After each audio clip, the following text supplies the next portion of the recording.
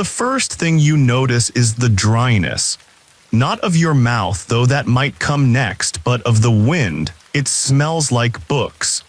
Ancient ones, the kind that crackle when opened and have dust older than your grandmother's most exaggerated memory.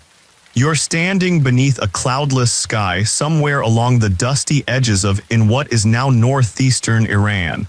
The year, somewhere between 970 and 1100 CE. Historians can't quite agree, and honestly, neither can the poets. Your sandals crunch softly against the pale earth. The sun filters gently through a canopy of silken tent flaps, and the call to prayer has just ended. A hawker drags a squeaky cart full of ink pots behind you, grumbling in Persian about pigeons and betrayal. You nod like you understand. The hawker nods back like he believes you. The two of you have a pact now. Welcome to Whispers of History, where we soothe your soul with stories soft as and old as forgotten empires. Before you nod off, inevitably and beautifully, we'd love for you to like, subscribe, and leave a comment with your current location and the time you're listening. It's oddly comforting to know someone is dozing off at 3:12 a.m. while someone in Mumbai is sipping tea at 8:42. Just one warning, you probably won't make it through this day. That's fine, you're not meant to. Now let's ease into tonight's journey. You walk past a merchant unloading sheaves of parchment and cotton paper, stacked in tidy towers like pastry trays. His fingers are bandaged in a way that makes your own fingertips tingle. Welcome to the age when Persian poets feared paper cuts not metaphorically but viscerally. This was the 11th century and ink was blood, literally in some cases. The dyes were often made with crushed insects, boiled copper, and something politely referred to as fermented tannins. You'll leave it at that. You step into a shaded study house of where the air is thick with sandalwood and unspoken heartbreak. Scribes line the benches, their reed pens poised like daggers above thin, rustling paper. They are copying ghazals or short lyric poems by the most revered poet of the day, D. The name sounds like a prayer or a warning. The man himself is rumored to have once debated theology with a falcon. No one knows who won. But this is no monastery of quiet devotion. Oh no, someone's arguing about metaphors. Again. A younger student has dared to suggest that D's imagery is perhaps too reliant on the moon, and now an older man is loudly citing examples from 67 different verses. You back away slowly and slip into a smaller room. This room smells of cloves and nervous ambition. You meet a poet, young, disheveled, with ink stains up to his elbows and a nose that has clearly been broken, possibly by a critic. His name is, and he's just discovered something horrifying, shaped exactly like the word for betrayal. He swears the paper is cursed. You believe him. After all, the sheet in question is imported Chinese paper made from mulberry bark and whispered warnings. The best kind. Here's your historical fact for tonight. By the 10th century, Persian scribes and poets had begun importing fine paper from China via the Silk Road, replacing the older tradition of writing on parchment. This shift made poetry more accessible, but also, tragically, more prone to giving you hand wounds that could get infected and kill you. Imagine dying from an overly passionate sonnet draft. It's hard not to smirk. In this golden age of literature, poetry is as much a public sport as wrestling or camel racing. Verses are recited in bathhouses, bazaars, and palace courts. There's a rumor that one particularly poetic barber once shaved an entire nobleman using nothing but similes. That's probably apocryphal, but you choose to believe it anyway. You leave the room as begins whispering to his ink pot like it's a co-conspirator. Honestly, you wish him well. As outside, the sun dips just slightly westward. A slow breeze lifts the scent of rose petals and roasted pistachios, and somewhere, someone is singing a verse that begins with, "If the moon had a beard, it would still not compare to your beauty." There's no comeback to that. The weird cultural tidbit. Well, here you go. Persian poets of the 11th century often believed that specific paper types carried personalities. Rose paper was flirtatious, gold-flecked paper was divine, and coarse hemp paper never to be trusted. Scholars still debate whether these beliefs were sincere or just a literary form of procrastination. You sit beside a fountain shaped like a lion drinking from its own tail. The water's quiet, and so are your thoughts.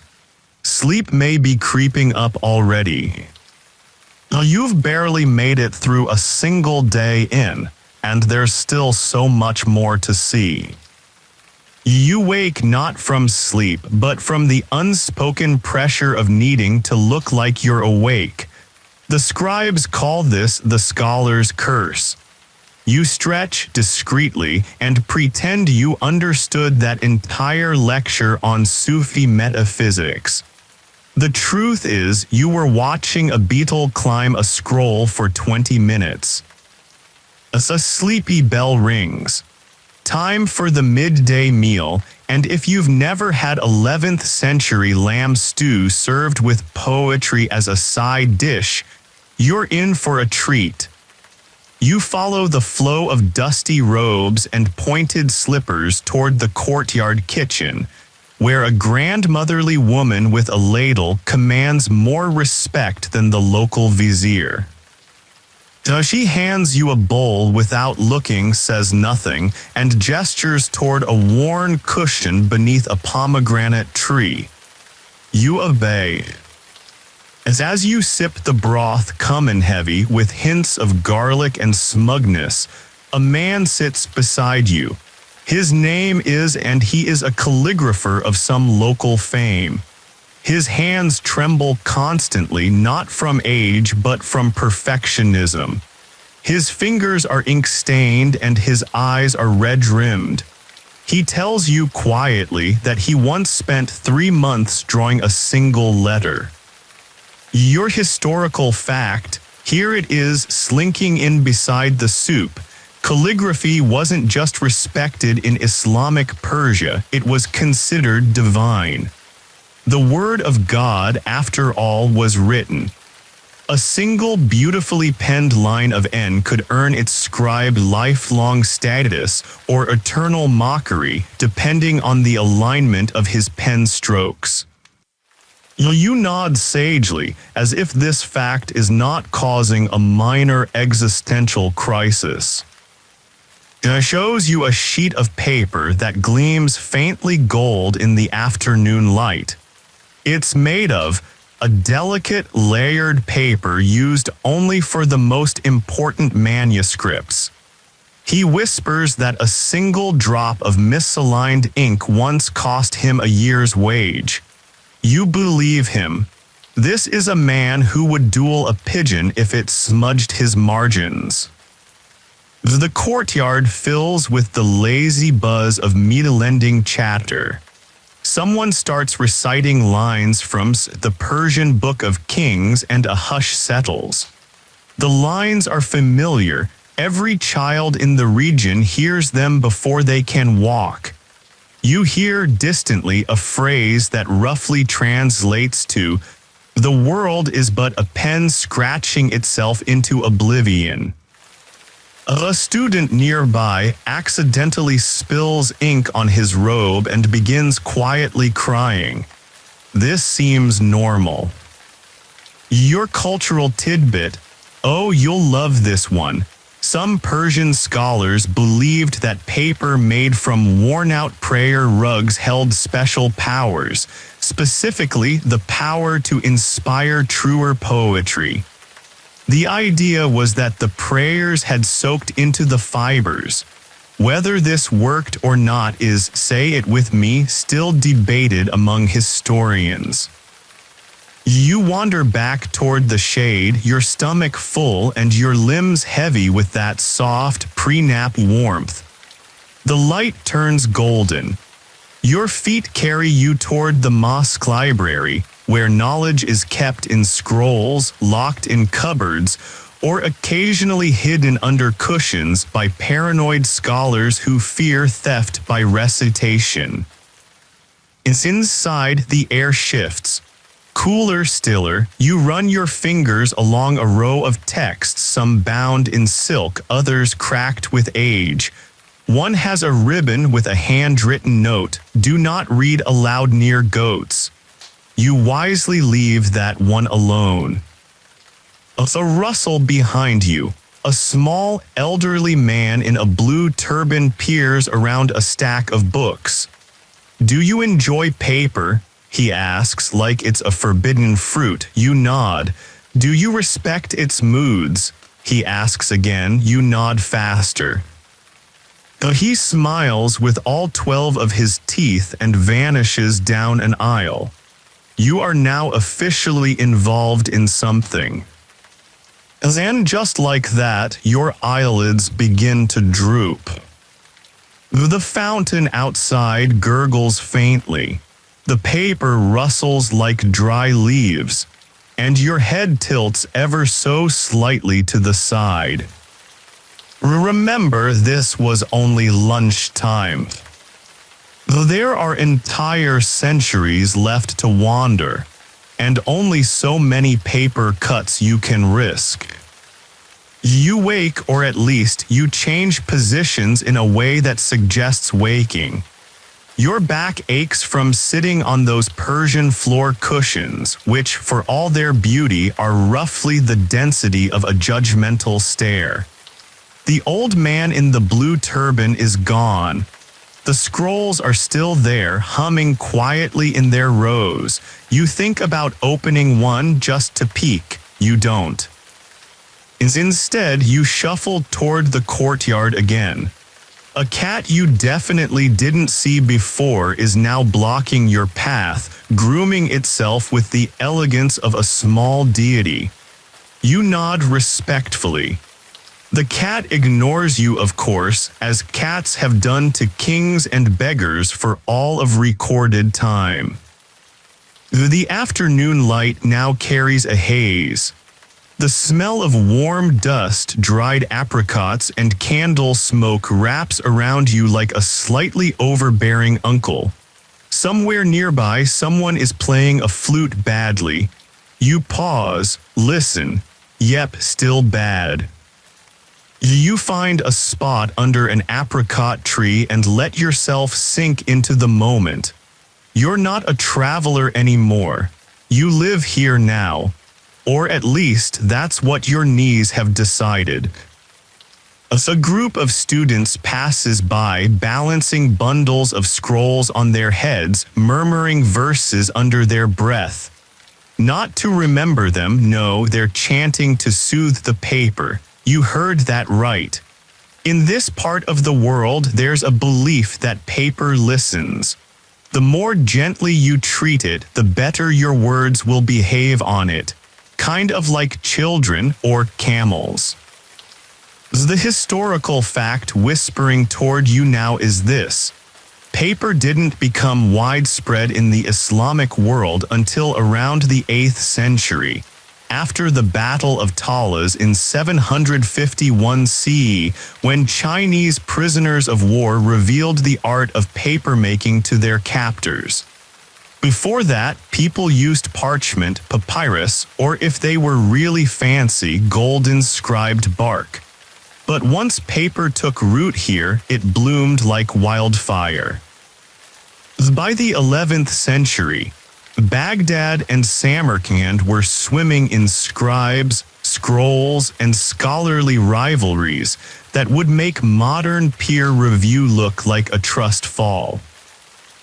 Back in the shade, you're approached by a woman in layered linen robes, each sleeve embroidered with symbols you don't recognize. She doesn't introduce herself, she doesn't need to. This is obviously someone important. She holds a sheaf of notes and a curved knife used not for defense, but for trimming edges with absurd precision. You ask what she does. She replies in the driest tone possible, "I wrestle metaphors for a living." It turns out she's a poetry editor. Yes, they had those. No, they were not gentle. She tells you about her least favorite poet, a man who once rhymed beloved with shovel in a romantic verse and was never forgiven. She says this like a warning. She pulls a page from her stack inked in violet and lemon-colored margins and shows you the edits. Every correction is a little poem of its own. This word has ambition, she's written in the margin of one line. On another, this metaphor is drunk, send it home. Are you like hers? And as she walks away, a gust of wind flips one of her pages. A small slices the tip of her finger. She doesn't flinch. She merely whispers, "It is satisfied," and dabs it with saffron water. You stare, amazed. This woman is clearly a veteran of many battles with sonnets. Your weird cultural tidbit arrives like a bird hopping into your lap. In some circles, it was believed that poems written while bleeding, even from something as minor as were closer to divine truth. A little dramatic, maybe, but it does explain the bandages worn like badges by half the people here.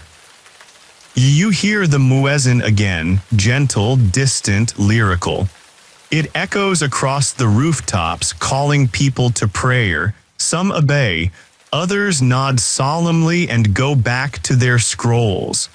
Worship comes in many forms. You close your eyes just for a moment and think about the ink, the scribe, the editor's knife, the silent gossip of paper. Though the wind carries a line of verse. Even the page recoils when truth is written too plainly. You don't know who wrote it, you don't need to. You rise again, or rather, you tilt upward in an effortful arc that passes for grace in your current state. Evening tiptoes into. The sun melts into the horizon like butter on warm bread, and everything turns that sleepy gold you wish could be bottled.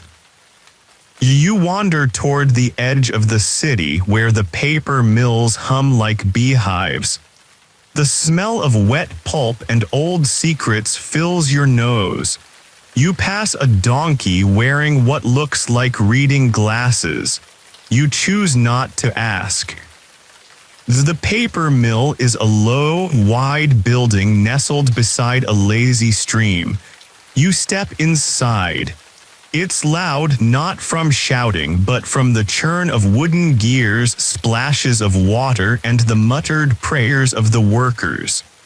They are monks of pulp, alchemists of bark.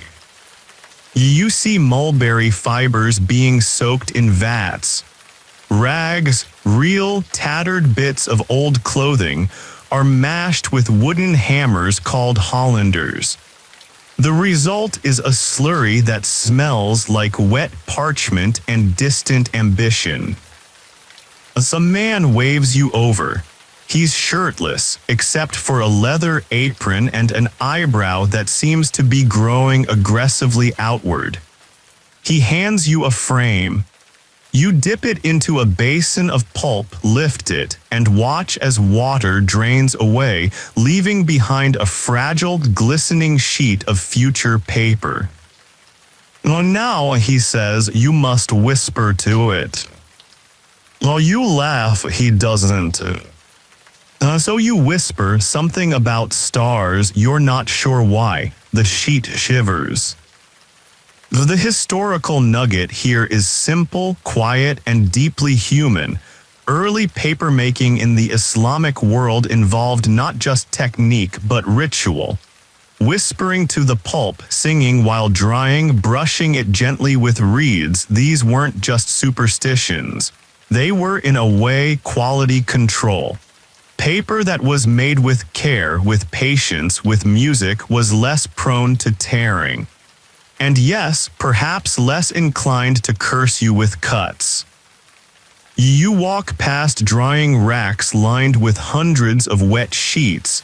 They flap softly in the wind like tired prayers. A young apprentice drops one and cries out like he's just failed an exam. An older man pats his back. Paper forgives, he says, but ink does not. Though that sounds important, you pretend to understand. Your cultural curiosity of the evening, paper made from jasmine bark, used only by mystic poets who believed the scent made their verses more seductive. Not their personalities, just the verses, priorities. You step outside into the evening haze. A brazier burns nearby, scenting the air with frankincense and old lemon peel. A small crowd has gathered around a storyteller. His robe is patched in 14 places and his beard seems to be held together with philosophy alone. But his voice, oh, it slides into your ear like silk. He's telling the tale of a poet who challenged a demon to a writing contest. The poet won, but only because the demon insisted on using goat hide parchment, which curled in the sun and made his handwriting illegible. The moral: choose your medium wisely. Also, never arm wrestle demons. Laughter ripples through the crowd. A child offers the storyteller a fig. He accepts it like it's gold. You sit near the back, letting your eyes half close. The stars begin to blink awake above you one by one like shy guests at a royal ball. The wind is cooler now, brushing your cheeks like forgotten affection. You breathe in slowly. Let it go. A single line of verse floats up from the crowd. As if I am forgotten, let it be on a clean blank page. Now you think you've never heard anything sadder, or... The storyteller finishes. People applaud softly. A few bow. No one claps too loudly, respect for words still hanging in the air. You walk home through alleys lit by oil lamps and soft recitations. A cat follows you, possibly the same one, possibly immortal, probably in charge. As at your little room near you find a note slid under your mat. Just 3 words. Ink watches everything. You lie down, wondering if it's true. The ceiling is made of wood and stars and dreams. Your eyes close halfway, then all the way. You hear faintly the whisper of paper curling in the night. The sleep is never uninterrupted here. Not because of chaos, no, does not shout in the night, but because the silence itself is so textured, so alive, it nudges you gently awake to say, "Look, moonlight." You sit up slowly. The cat is gone, or perhaps you dreamed it. Either way, the room is now silver with soft moonlight. The woven walls flicker with distant firelight. Outside, a wind stirs a hanging tassel, making it tap lightly against the wood like a patient editor. You stretch, yawn, and rise barefoot against the cool floor. You're not going anywhere urgent. This hour is for wanderers and poets, two species that in this town are often the same person. You step into the quiet alleys of where even the shadows seem drowsy. You pass a tiled wall where someone has written in chalky ink a single phrase. The poem you forget is the one that survives you. It's unclear whether it's a warning, a comfort, or a scheduling reminder. You nod anyway. As you turn a corner, you hear it, the soft, rhythmic tap-tap-tap of pen on paper. Not scribbling, not writing, just coaxing. You follow the sound through a partially opened door. Inside, there is a narrow chamber lit by 7 oil lamps and a single enormous desk. At it sits a man so still he might be carved from the desk itself. His hair is tied back, his sleeves rolled up, and before him lies a sheet of paper that looks expensive enough to warrant an armed escort.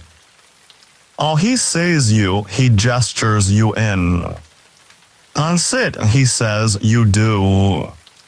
I've written the same line 27 times, he says, and it is still not true. You glance at the page, the line reads, "As I no longer love hurts." This is Javed, a poet, a very bad one tonight. He has a quill, a bottle of ink made with pomegranate rind, and a heart full of soggy laundry. Your historical fact slips in here soft as a sigh. Persian poetry was a prized art, often pursued with almost monastic devotion, and personal heartbreak was considered the perfect fuel. Love, unrequited or complicated, wasn't just a topic, it was the sacred fire. Whole poetry circles were devoted to arguing about whose heartbreak was most beautiful. Imagine competitive sadness with refreshments. Now Javed, clearly in the middle of his own private literature tournament, sighs again. He offers you a second quill. "Do you want to try?" he asks, as if asking you to join a sacred ritual. You hesitate, then nod. You write a single line. Even shadows leave in the mornings. He gasps. "Are you in love?" he asks. "No," you reply, "I'm very tired." He nods solemnly, "Same thing." Your cultural tidbit arrives by way of his bookshelf. You browse it while he continues his 28th rewrite. One scroll is bound in indigo velvet, labeled simply Dream Letters. You unroll it gently. It's a collection of poems supposedly written while the poets were asleep, transcribed upon waking if they woke at all. Some lines are nonsensical, others are disturbingly profound. One reads, "The alphabet forgot its name last night." You feel that in your bones. The scholars still debate whether this scroll is authentic or the result of too much fermented fig wine. You suspect both. You return the scroll. Javed has fallen asleep at his desk, cheek on ink-stained paper, still clutching the quill like a tiny sword. You tiptoe out, more reverent now than before. As outside the night is cooler, you wrap your shawl and keep walking. You pass the domed observatory where an old man with a telescope is muttering, "No, not that star, that one's a liar." You decide not to interrupt. Eventually, you arrive at the outskirts of the city where a caravan is preparing to leave by moonlight. Silk merchants. Their carts are stacked with bolts of fabric, sacks of salt, and crates of uncut paper wrapped in oiled cloth. You watch as the lead camel sneezes dramatically. The handler bows toward the stars. Apparently, that means good luck. You ask if you may sit by their fire for a while. They nod, you do. One of them offers you tea, thick, smoky, sweetened with honey that tastes like pine and secrets. The other plays a tune on a small flute. This time it's not bad. The fire crackles. You watch a girl, perhaps 10 years old, writing in the sand with a stick. She is copying verses from memory, perfectly, without pause. Her mother smiles softly and murmurs she eats poems. You're not sure if that's metaphorical. And then the child looks at you and says, "If you write it on paper, it might become true." You nod, because that's the most terrifying sentence you've ever heard. You stay by the fire a little longer. The sky above stretches endlessly, and each star feels like a thumbprint from someone who once whispered a story too long ago to remember. Eventually, you wander back toward the city, the words of the child echoing in your mind. A paper, after all, remembers more than people do. You return to the city walls as the first blush of dawn stretches across the horizon, pale rose, bruised lilac. A little bit of mustard yellow that you pretend is romantic and not just sun.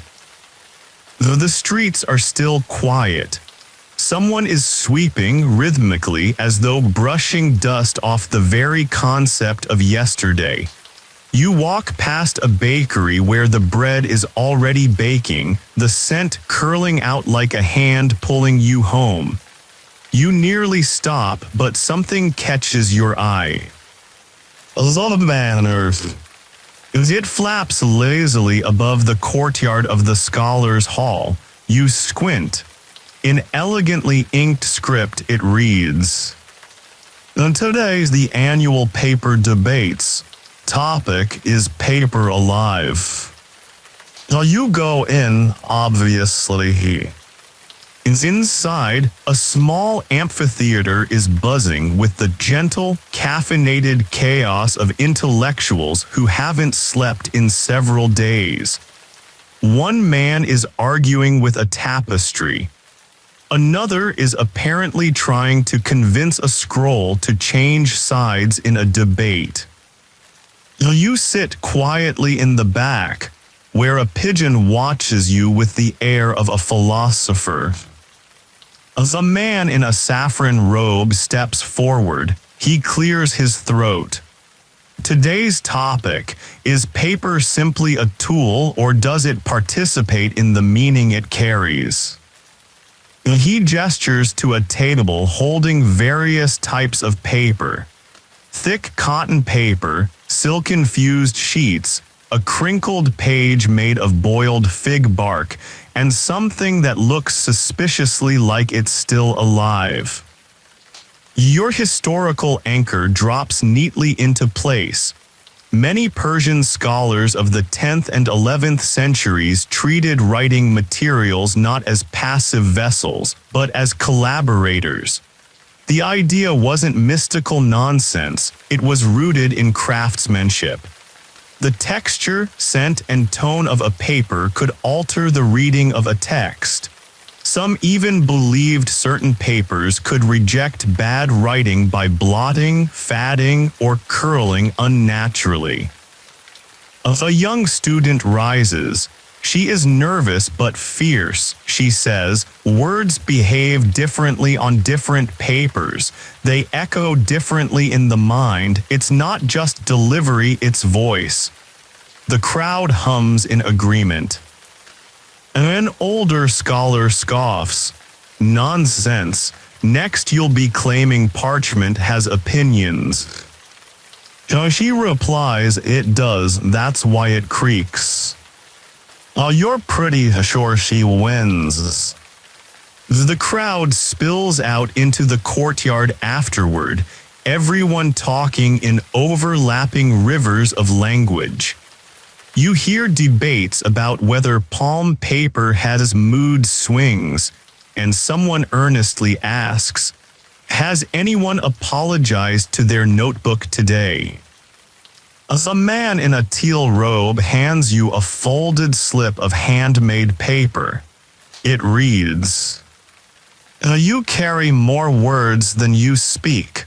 Let the paper hold them for you. You don't ask why, you simply pocket it. You wander into the adjoining hall, quiet now but full of potential noise. Stacked around the room are discarded poems. Some are beautiful, some are confusing. One seems to be written entirely in metaphors involving cheese.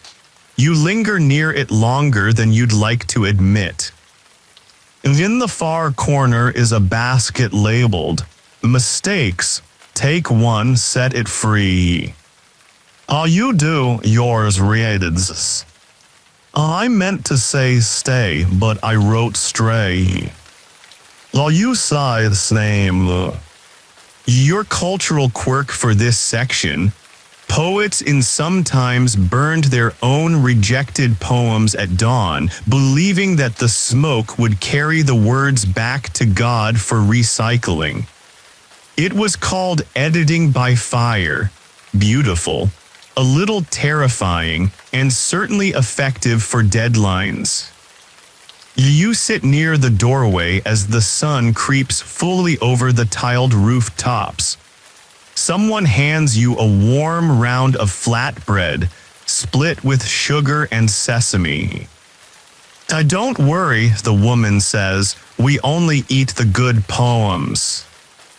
You take a bite, it tastes like cinnamon and honesty.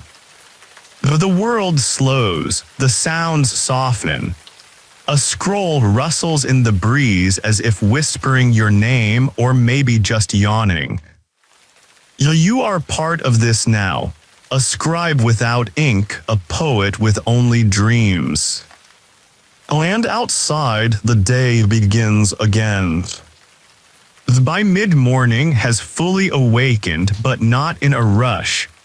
The city stretches, yawns, and sips its spiced tea before agreeing to begin the day.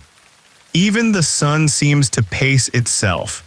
You're still in the scholar's quarter, watching morning unfold like a scroll unrolling slowly across the sky. As a man with a crate of ink bottles shuffles past, grumbling about humidity and betrayal. Yes, again, you realize this is a common complaint among those who handle paper.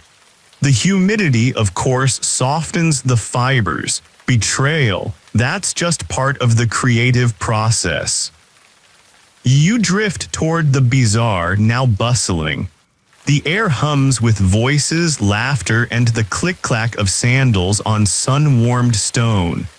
Vendors call out in sing-song tones, selling spices, copper trinkets, and of course scrolls.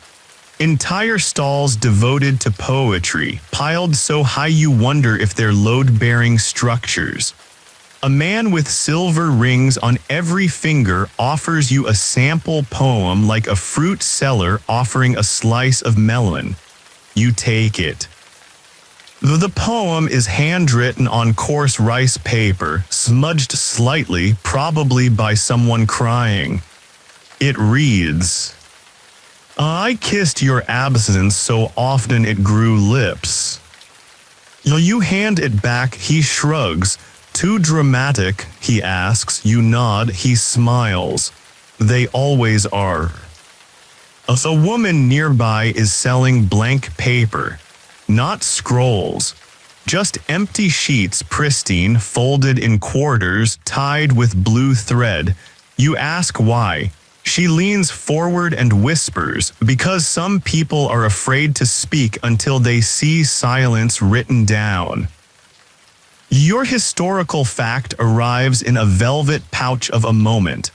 By the 11th century, paper had become so central to Persian life that entire markets specialized solely in blank pages. Scribes, poets, even merchants would select paper with more care than a suitor choosing a bride, weight, texture, scent, color, the way it curled at the corners or resisted creases. Certain colors of paper were thought to evoke specific moods. Saffron for longing, indigo for clarity, and dusty rose for regret. You wonder if anyone ever chose just plain white. Probably the same people who eat unspiced stew. You pause to watch a man painting borders on his paper with powdered lapis lazuli. The blue glows like the sky turned sideways. You ask why so much effort for the edges. He replies, because the poem begins where the world ends. You nod, that sounds like something worth stealing. As you make your way through the spice-laced air of the market, you notice a peculiar booth, a man selling paper by sound. He shakes each sheet in the air, letting it flap, crinkle, or shush. Too sharp, he says of one. Too timid of another. This one weeps, he says, holding up a pale green page that rustles like a sigh. You buy it, you don't know why. For your cultural oddity, here's a gem tucked behind a date stall.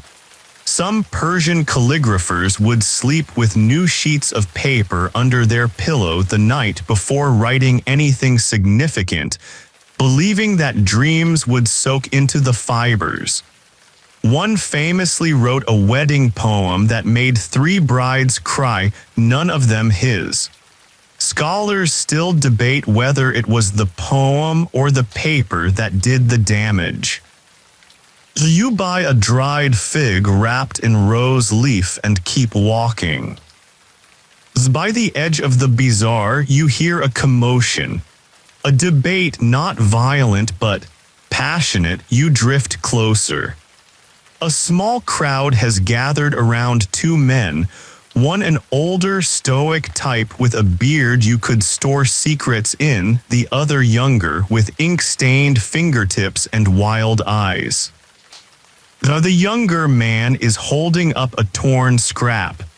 This, he says, this is the only real poem I've ever written. The rest were just dress rehearsals. Though the older man snorts, then you've wasted a lifetime in costume. Though the crowd murmurs, someone nods, someone else sighs. This is prime entertainment. While you lining in, the scrap says, the moon and I agree on nothing except your names. It's all fine. But that's not the point. The point is he believes it, and in a belief is what makes words burn. Not fire, not fame, just conviction. You slip away before the older man begins quoting from memory. That's how these things escalate.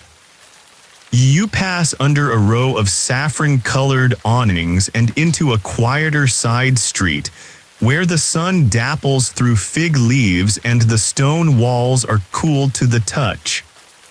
A child runs past holding a feather quilled twice his size. shouting, "I'm going to write a war." You wish him well. And there, nestled in a little alcove like a forgotten thought, you find the house of rubbish verses. It's not a joke, not satire, not even cynical. This is where poets bring the lines that failed, the metaphors that tried too hard, the similes that landed sideways. Here they are honored, pinned to the walls. Read aloud once a week in a ceremony of literary missteps. A young woman greets you. "We don't discard failure," she says, "we compost it." You smile. That may be the best writing advice you've ever heard. By now your feet are tired, but your curiosity, fueled by poetry, saffron tea, and whatever that green paper is whispering, is wide awake. You make your way northward, past the merchant quarter and the water wheel district, where paper is soaked, pressed, and dried in long, sunlit rows. But your destination isn't practical. You're heading to the scribe's garden, a place whispered about but rarely visited. Mostly because there are no signs, no directions. Just rumors, poetry fragments, and the occasional scribe who returns from it dazed and mumbling verses in 5 languages. You follow the clues. A cobbled alley that smells of mint and ink. A doorway painted with no color but covered in finger-width grooves, like someone has been knocking with thought alone. A garden gate held shut by a ribbon tied with a single knot. As it opens for you, inside it is cooler, greener. 1,000 shades of green, moss, olive, jade, parchment mildew. Trees arch overhead, some twisted like calligraphy, others with trunks straight as quills. Ivy coils in patterns that seem like ancient scripts. You wonder if the plants are writing something very slowly. There's no sound except for birds muttering in the upper branches, and the breeze playing its usual game with the leaves. The stone path winds through the garden, past benches shaped like open books, past a shallow pond reflecting verses carved into the sky. You find a sign, not written but stitched into a silk banner fluttering lazily between 2 trees. It reads, "All who enter must leave behind 1 unwritten lines." You pause, what haven't you written? You kneel beside a flat slab of stone. Nearby, a reed pen and a bowl of water wait patiently. You dip the pen and write in water, letting the line appear and vanish in seconds. "I was never meant to be said aloud." The stone drinks it quietly. Here's your historical thread. Some Persian mystics believed that writing in water was a sacred act, a way to confess something too sacred or dangerous to live on paper. It evaporated into the air, carrying the truth skyward. Scholars still debate whether this was a form of writing or a form of prayer. You walk further into the garden. Other people are here, but they don't speak. They write on leaves, in sand, in smoke. Some sit with closed eyes, quills in hand, waiting for the right word to arrive like a pigeon with a purpose. You notice one man burning a scroll slowly, reading each line as it curls into ash. His face is calm. You suspect this is not sadness but release. At the garden's far edge is a tiny dome-shaped chamber, half covered in ivy. You duck inside.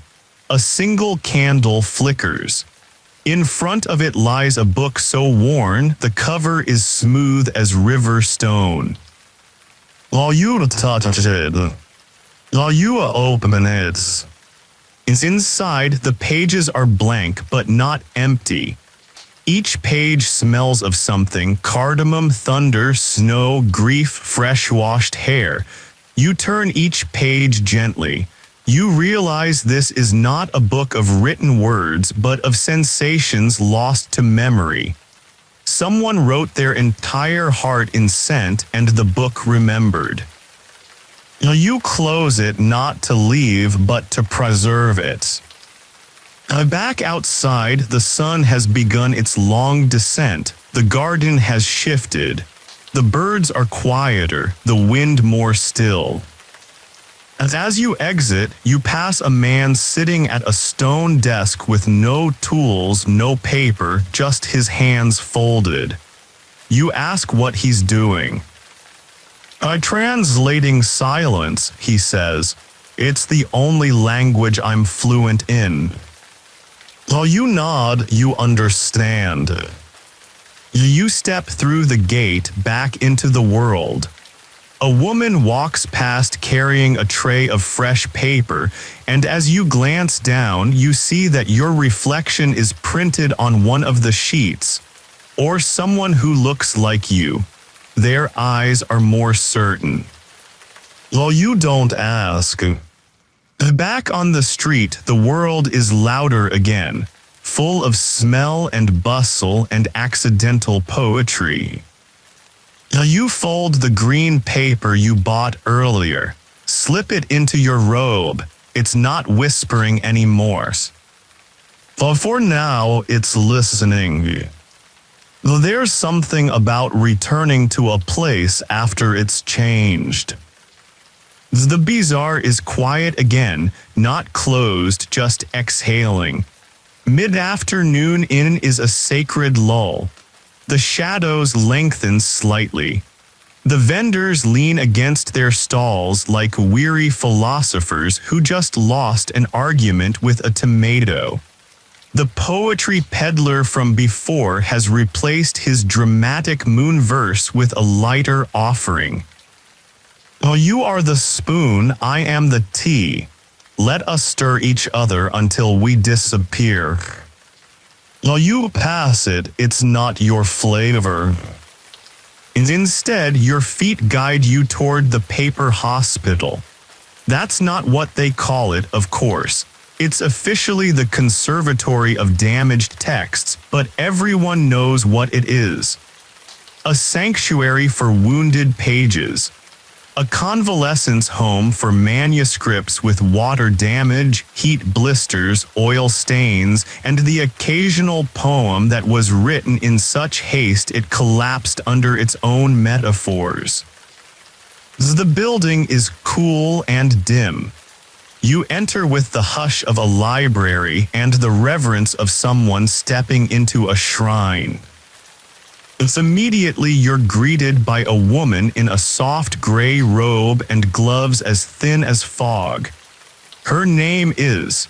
She's the lead restorer, and she has the face of someone who has stared down 1,000 bad metaphors and survived. She leads you through the Hall of Ailments. To your left, a manuscript from that was nearly lost to an overzealous cinnamon merchant. The page still smells like regret and spice. To your right, a scroll that had been chewed by a goat with apparently excellent taste in allegory. Pauses beside a fragile volume wrapped in silk and time. This one, she says, was once submerged in a wishing well. You ask what it wished for. She smiles, more careful hands. Your historical moment tiptoes in here.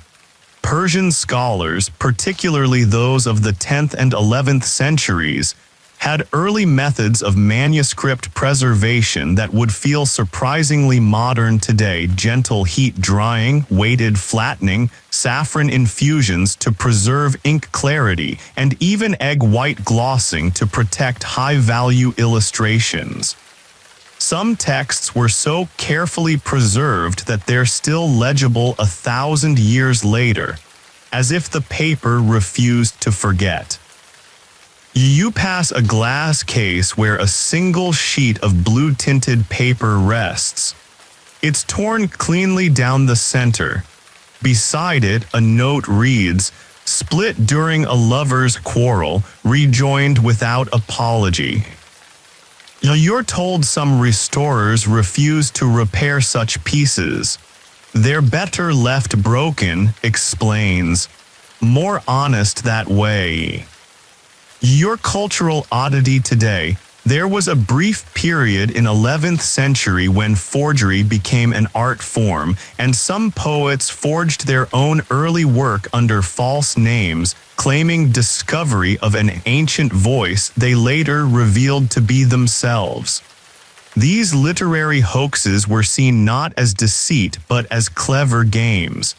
Reputation was elastic, truth optional. The paper didn't care, so why should anyone else? It hands you a delicate scrap that's being rehydrated with vapor. The ink trembles slightly in the fibers. "Old words don't like to be woken," she says. "But sometimes they tell you things new words never will." You step into the final chamber. There, bathed in a rectangle of sunlight filtered through latticework, is a single enormous book. The book of unfinished lines. Each page is a fragment, half a metaphor, a question never answered, a poem that ends mid-sentence like a dream you wake from too soon. You run your fingers along one line. The sea was not jealous until... And that's it, nothing more, no resolution, no explanation. You feel strangely seen. Doesn't say anything as you leave. She simply bows and returns to her patient pages. You walk out quieter than you walked in. It's outside, the sun is lower now, casting golden halos around the city's domes and towers. You pass a child practicing letters in dust with a stick. She's writing her own name over and over again. You ask why. She replies, "So it won't disappear when I do."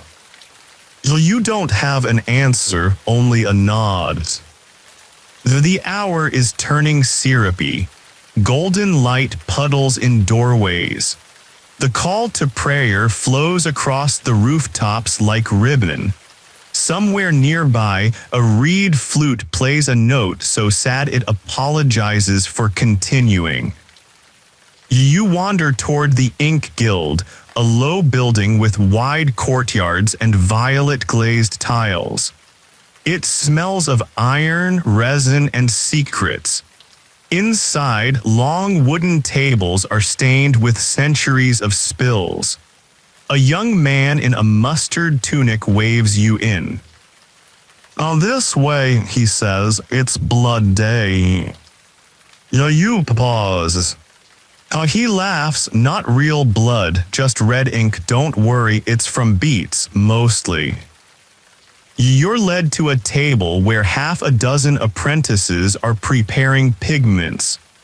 They grind beetroot, saffron threads, crushed pomegranate skins, charred date pits, copper shavings, and, curiously, a single drop of vinegar per batch for temper, someone explains. Ink must suffer a little to become legible. Here's your historical gem. The Islamic Golden Age produced some of the most intricate and durable inks in the world. Persian ink makers combined scientific precision with artistic flair. inventing long-lasting formulas that resisted fatting and water damage. Recipes were guarded more jealously than family jewels, often passed down from master to apprentice with coded rhyme and handshake. One apprentice shows you her signature color, a warm rust red she calls last autumn. She dips a reed pen into the pot and writes one word. Stay. As it blooms on the paper like fire through frost. You walk further into the guild. A hallway lined with scrolls shows off color samples. This was from the Blue Fire period, someone says. That one's considered unlucky. Ink kept disappearing. We think the paper was haunted. You chuckle, no one else does. At the far end of the courtyard sits an old man with a beard so long it has its own shadow. He's painting a poem directly onto a ceramic tile. No margin for error. You watch in awe. He glances at you once. Ink is like anger, he says. When fresh, it flows easily, but leave it too long and it thickens into silence. You suspect he has opinions about politics. You're offered a chance to mix your own ink. You choose saffron and indigo because opposites attract and begin stirring. It smells like bread and bruises. You write your name, it looks unfamiliar, honest but tired. Your cultural curiosity now enters stage left. For brief stretches of time, some ink makers believed that adding hair clippings to ink would imbue the writing with personality, a literal strand of the soul. The practice was eventually banned when someone accidentally used the beard trimmings of a local heretic. You can imagine the fallout. Though the sun begins to vanish behind the walls of the city, a bell rings, not a call to action, but one of permission, to pause, to reflect, to return to silence. You leave the guild just as the ink apprentices begin chanting a closing verse, something about time being a scribe with a shaking hand. You walk slowly. The city is winding down again. Lanterns glow like warm thoughts. From a balcony above, a woman sings a line from an old folk song. Even the shadows need rest. You are crazy. Passing the once more, you see Javed, the heartbreak poet, still at his desk. He's written the line again. This time it reads, I no longer love her, but the ink does. He doesn't see you, that feels right. You reach your small room. The cat is there, or maybe not. Perhaps it's just a particularly judgmental dream. You lie down on your mats. Your robe smells like and burnt cinnamon. Your fingers are still stained with ink. Your heart is quieter now, not empty, just paused between stanzas. The paper you carried all day, the green one, is under your pillow.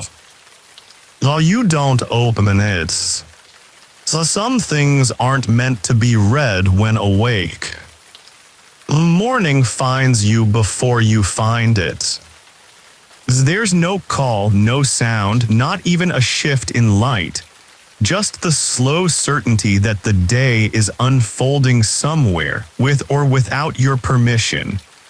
You wake slowly, your limbs heavy with sleep, your thoughts quieter than they were last night. You reach under your pillow and find the green paper still there. Untouched, slightly warm, you tuck it away again, not yet. It's outside, the streets are already whispering. A cart full of dried flowers trundles past. Someone is arguing with a pigeon about property rights. Two children run by, shouting in rhyming couplets, apparently rehearsing for a school duel of poetry insults. You wonder if they're graded on cruelty or meter. And today, your feet carry you toward the scriptorium, a place you've only heard of in half-jokes and reverent mutters. That's where the words get combed, someone once said. Another called it a bakery, but for books. One man simply whispered, "Don't bring your ego." You find it near the edge of the scholar's quarter, hidden behind a gate of carved wood so intricate it might have taken a decade to complete. Either that or one very bored apprentice with commitment issues. You knock. Nothing, you wait, still nothing. Then a slow creak and a small eye appears behind a sliding panel. "Oh, do you fear revision?" the voice asks. "Well, you hesitate. Sometimes you reply." Well, the panel slams shut, a beat passes. Then the gate opens. Inside, the scriptorium is quieter than any place you've entered in this city. It hums, yes, but not from noise, only from purpose. Dozens of writers, copyists, and editorial monks sit at long desks, bent over paper, whispering their thoughts to quills like confessions. The room smells of cedar, soot, patience, and a hint of old leather. A woman in a burgundy shawl approaches. She hands you a small paper slip. One word is written on it, "Try." So you nod. She leads you to a desk. Here's your historical breadcrumb, warm and slow. The Persian scriptoriums of the 10th and 11th centuries were not mere copying centers. They were editorial workshops, philosophical and often spiritual retreats. Scribes argued over commas, calligraphers debated the weight of ink against mood, and poets occasionally dueled over synonyms. Copying was an act of interpretation, not reproduction. Every choice mattered. You sit at your desk, a scroll is placed before you. It's blank, your quill waits. A pot of ink, mulberry with a touch of smoke, glimmers beside it. You don't know what to write, that's fine, no one here is rushing you. The man across from you has been staring at his scroll for what must be an hour. Occasionally he sighs, dips his quill and draws a single line, not a line of text. A literal line, just one stroke of ink. He's doing calligraphy or drawing battle plans, possibly both. Someone drops a quill, everyone freezes. The room collectively exhales as it's picked up again. Catastrophe narrowly avoided. You write a single line. Today I am not an idea. I am a smudge becoming shape. A monk to your left grunts approvingly. You feel seen. Your obscure cultural detail arrives in the form of a debate at the far end of the room. A group of scribes are arguing intensely and in rhymed couplets about whether certain letters should be allowed to touch each other in cursive script. One believes too much intimacy between letters causes confusion. Another argues that separation creates coldness. A third simply says, if the letters love each other, let them hold hands. This gets a small round of applause. You spend the next hour watching a calligrapher apply gold leaf to a phrase you can't read. Every time he lifts the brush, he whispers, "Please behave." It's unclear if he's speaking to the ink or the words. Maybe both. As at one point, the woman in the burgundy shawl returns and replaces your ink with something darker. This one's brewed with fig and fire ash, she says. It's for truth, not beauty. While you nod like you understand. While you try again. I once believed clarity was kindness. Then I read my own silence. No one reads it aloud, but the monk beside you nods. Once, you've passed some kind of test. As you leave the scriptorium, someone hands you a small biscuit flavored with lemon and ink. It tastes like precision, and maybe guilt. The woman in burgundy walks you to the doors. Take this, she says, handing you a narrow slip of folded parchment. Inside, the rewrites are a kindness you give your past self. While you step back into the light, and you walk slower now, though the day is tapering off. Shadows stretch like cats in doorways. Lamps are being lit, not out of necessity yet, but as a kind of gentle promise that evening is near. You've spent the day among paper, ink, and soft sighs. Now your feet follow the scent of spice and old memory toward a place you've been told not to miss. The listening library. It's housed in a circular tower, part of an old observatory long abandoned by stars and adopted by sentences. The steps curve like a snail's dream, and the walls are lined with books that hum faintly if you listen close enough. At the top is a circular room, cushions, lanterns, incense. And no shelves.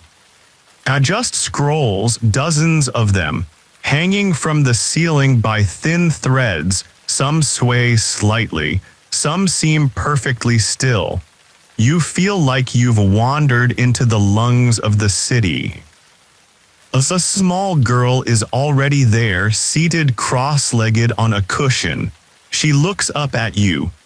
Pick one, she says, but gently. They remember who pulls too hard. You do as told. You reach for a scroll with frayed edges and a deep maroon ribbon. You pull slowly. The scroll unwinds itself. You don't even touch it. It hovers in front of you, whispering its contents, not in sound, but directly into your mind, like mist curling around your thoughts. It's a travel log, a poet from Shiraz who set off to write a sonnet in every city he visited. His entries are short, precise, and deeply tired. One reads, Isfahan has good tea, but no one listens to metaphors before noon. Another's, they laughed at my poem about sand, said it was too wet. But then, near the end, I wrote nothing for 3 days, just stared at the paper. It felt like enough. You close the scroll. It winds itself again and floats back to its ribbon. The girl smiles. That one's popular. You ask how this place works. She shrugs. Some scrolls want to be read, others want to be remembered, some just want company. You sit with her for a while. She opens a scroll of lullabies written by a widowed midwife from centuries ago. One of them ends. Sleep, child. The world will wait until you're strong enough to ignore it. You feel your eyes blur. Your historical anchor now drifts gently in. Some libraries of the Islamic Golden Age, including those employed oral memory scrolls, texts designed not just to be read, but to be heard or experienced in ritualized rhythm. Scribes would memorize the cadence and only unroll them aloud during specific moon phases, solstice nights, or days of mourning. Whether this was for poetic effect or ceremonial power, historians still argue. The man enters quietly and sits beside you. He opens a scroll and whispers a single line. I forgive you, old me. The scroll ripples slightly. The girl leans over. That one doesn't always open for people, must be your day. Your strange cultural artifact. Some scrolls were believed to contain the ghosts of their authors, not in a haunting way but as gentle echoes. If you read them with kindness, they'd tell you stories not written in ink. If you read them with arrogance, they'd close forever. Some said you could hear a breath, faint and warm, behind certain lines. A second voice. A second chance. You stay until the lanterns dim to soft glows, and the city outside begins to quiet. Before leaving, the girl hands you a ribbons. For later, she says, in case you ever want to be read. You descend the spiral steps slowly, feeling heavier and lighter all at once. As outside, the city of glows like a dying poem, quiet, potent, unfinished. You walk back through the alleys, past the bakery, the ink guild, the house of rubbish verses. Everything still here. Everything a little changed. As at your doorway you pause, the green paper is in your hand now. You unfold it. It reads, you made it this far, that's the poem. You smile. And sleep comes, not in a rush, not in a crash, but in a curl. There's a kind of silence only cities can make, layered, alive, shifting between walls and cobblestones, slipping through window grills and around sleeping cats. Doesn't fall silent at night. It leans into quiet like a tired scholar against a cool stone wall.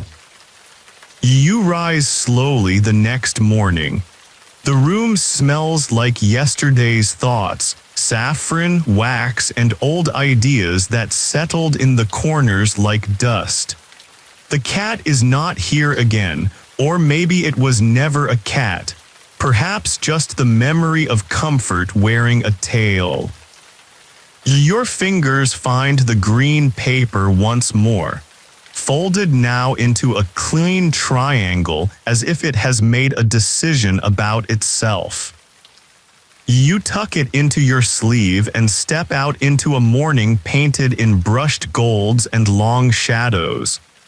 A pair of women are sweeping the street, pausing now and then to argue, gently, about whether dreams count as exercise. One of them insists she once lost weight just from dreaming she was chased.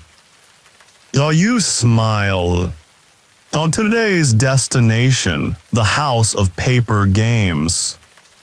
That sounds whimsical, and it is, but not in the cheerful children's party way. It's whimsical the way riddles are, the way mazes are, the way old people smile just before giving terrible advice you're doomed to follow. You find it down a side alley that smells like pomegranates and new ink. A narrow door, no signage, but painted above it in faded vermilion. Enter with questions, leave with different ones. Inside, it's dim and wide, a low chamber strung with ropes from which hang thousands, yes, thousands of folded sheets of paper. They twist slightly in the air like leaves too shy to fall. The air is cool and tastes of pepper, chalk, and the first moment before a sneeze. A woman greets you, robed in what appears to be stitched together rejection letters. Her name is, she smiles slowly. Welcome, she says, to the Library of Lies. You blink, I thought this was the house of paper games. She shrugs, same thing.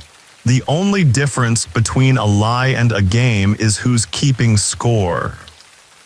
You're handed a folded shape paper, of course, and told this is your first opponent. You unfold it. It's a poem, but not a particularly good one. Roses are red.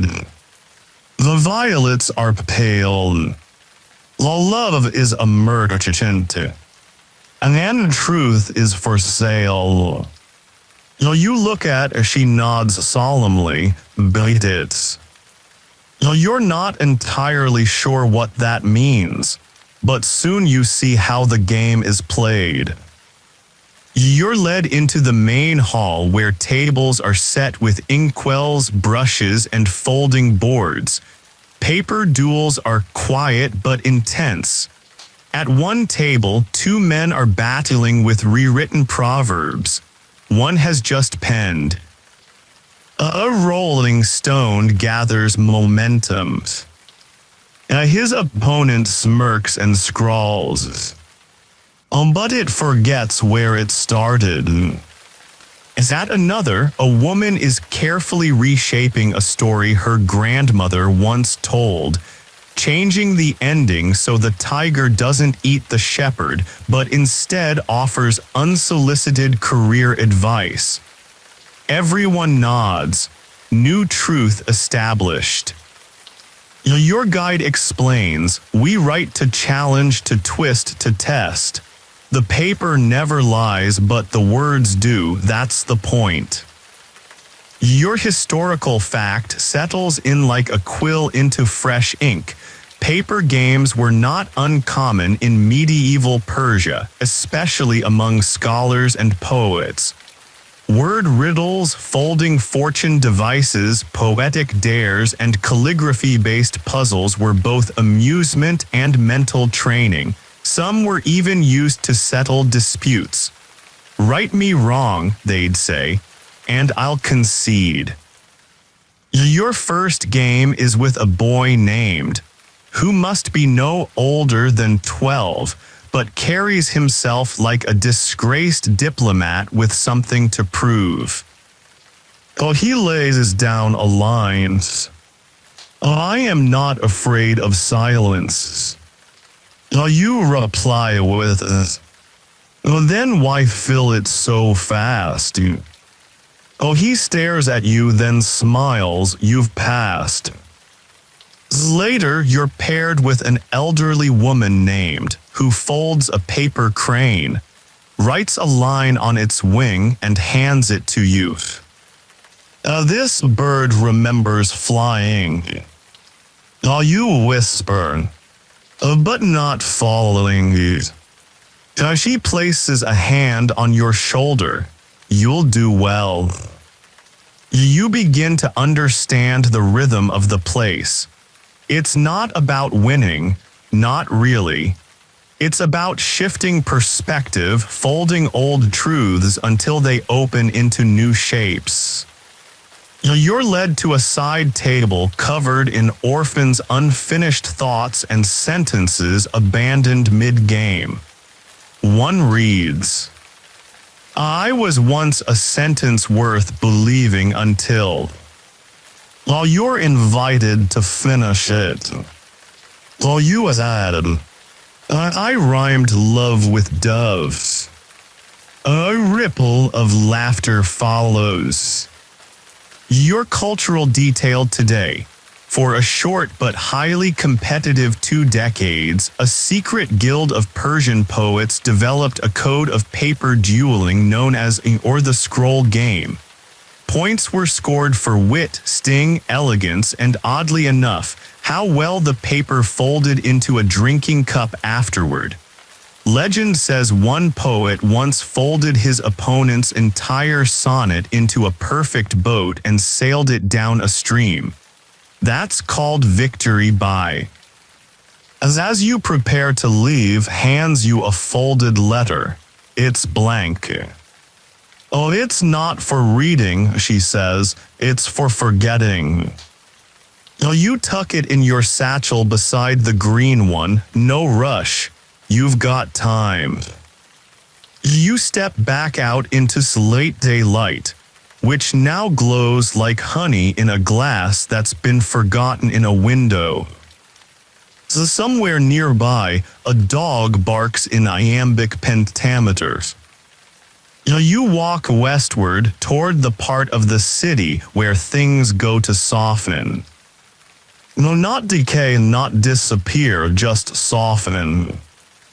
The stone stairs worn by foot and rain, doors faded by decades of reluctant sunlight, a well from which no one draws water anymore, only echoes. A boy drops a stone in and waits. He seems to listen more carefully to the silence afterward than the sound of the splash. Here, nestled among the sleepy bones of the city, is your next stop. The house of echoed names. You weren't looking for it, but it called you anyway. Its door isn't marked. It's simply cracked open as if something just left or is about to return. And inside it's warm, golden, quiet. No one greets you, but a small brass bell chimes softly above the door. You hear your name whispered gently, distantly. Except you didn't say it, and no one else is here. In the center of the room is a low table, and upon it, stacks of paper slips, each no larger than your palm. A sign nearby, hand-painted and cracked with age, reads, "Write the name of who you were." While you hesitate, then you pick up a slip and write. The name isn't yours, not really. But it's who you were when you first believed the world could be written down and understood.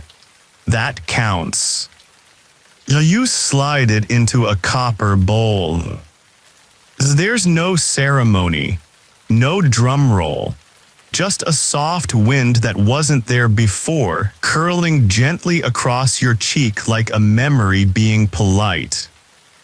As a man enters from a back room, he wears a robe the color of old bricks and has the kind of face that looks like it's read more than it's spoken. He nods at you. "Welcome to the registry of almosts," he says. You ask what that means. He gestures to the walls, which are lined with drawers. Thousands of them, each labeled with a different name. "We keep track of everyone you nearly became," he says. The one drawer says the one who said it too late. Another, the one who stayed for the wrong reasons. Another still, the one who didn't write it down. You open that one, it's full of blank papers. He chuckles, of course. Here's your historical thread. In some Persian Sufi traditions, names, especially hidden or mystical ones, held enormous significance. One could possess many names in a lifetime: birth names, love names, grief names, dream names, God-given names. Some believed your truest name was one you'd never hear, only sense.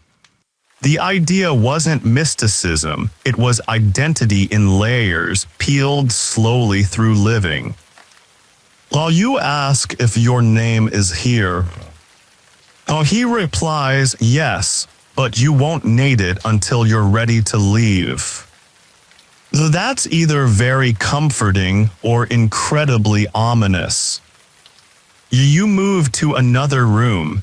This one is filled with soft music, no instruments, just something that feels like melody happening 3 rooms over. It's peaceful. There's a single book on a pedestal. You open it. Each page is a letter addressed to a name that no longer belongs to anyone. Some begin, "A dear person who almost stayed," and to the one who thought silence was enough. Until you, the version of me I didn't choose. You feel a lump in your throat. You close the book gently. Your odd cultural footnote. It was not uncommon in ancient for writers to leave anonymous letters in libraries, addressed to fictional versions of themselves or others. These shadow correspondences were never meant to be sent, just written, read, and left behind like spiritual graffiti. Some scholars collected them, some burned them. One entire anthology exists titled Letters I Almost Mailed. You exit the final chamber into an inner courtyard, where an elderly woman is teaching a young boy how to fold paper into a box. "What goes in it?" the boy asks. She replies, "Whatever you don't want to explain." You sit on the edge of the fountain. You're handed a slip of paper by someone who doesn't speak. You open it. It reads, "You've been very quiet lately. That's okay. Some words take longer to trust you." You close your eyes. You might cry or you might just be tired. Either way, the sun is setting again. The light now is lavender and bronze, delicate as calligraphy on skin. You walk slowly back toward your room. And this time, the green paper in your sleeve. Whispers. The morning breathes softly through your window, carrying a hint of saffron and stone dust. You wake as if from a dream that wasn't quite finished, more a pause between breaths than a full awakening. Outside, the city's heartbeat is steady but distant, a slow drum wrapped in mist and memory. And today, your journey leads you to the Garden of Lost Metaphors, a place you might imagined in a poem, but here it is, real enough to touch. You follow a narrow, winding path lined with pomegranate trees whose branches stretch lazily, heavy with ruby fruit, their skin cracked like ancient pottery. The garden is quiet except for the occasional rustle of leaves and a faint hum from a small fountain shaped like an open book. Water trickles over stone pages, blurring words into liquid shadows. You find a bench beneath a twisted cypress. Its bark is rough like parchment and smells faintly of ink and smoke. A man sits there, head bowed, sketching symbols in the dirt with a stick.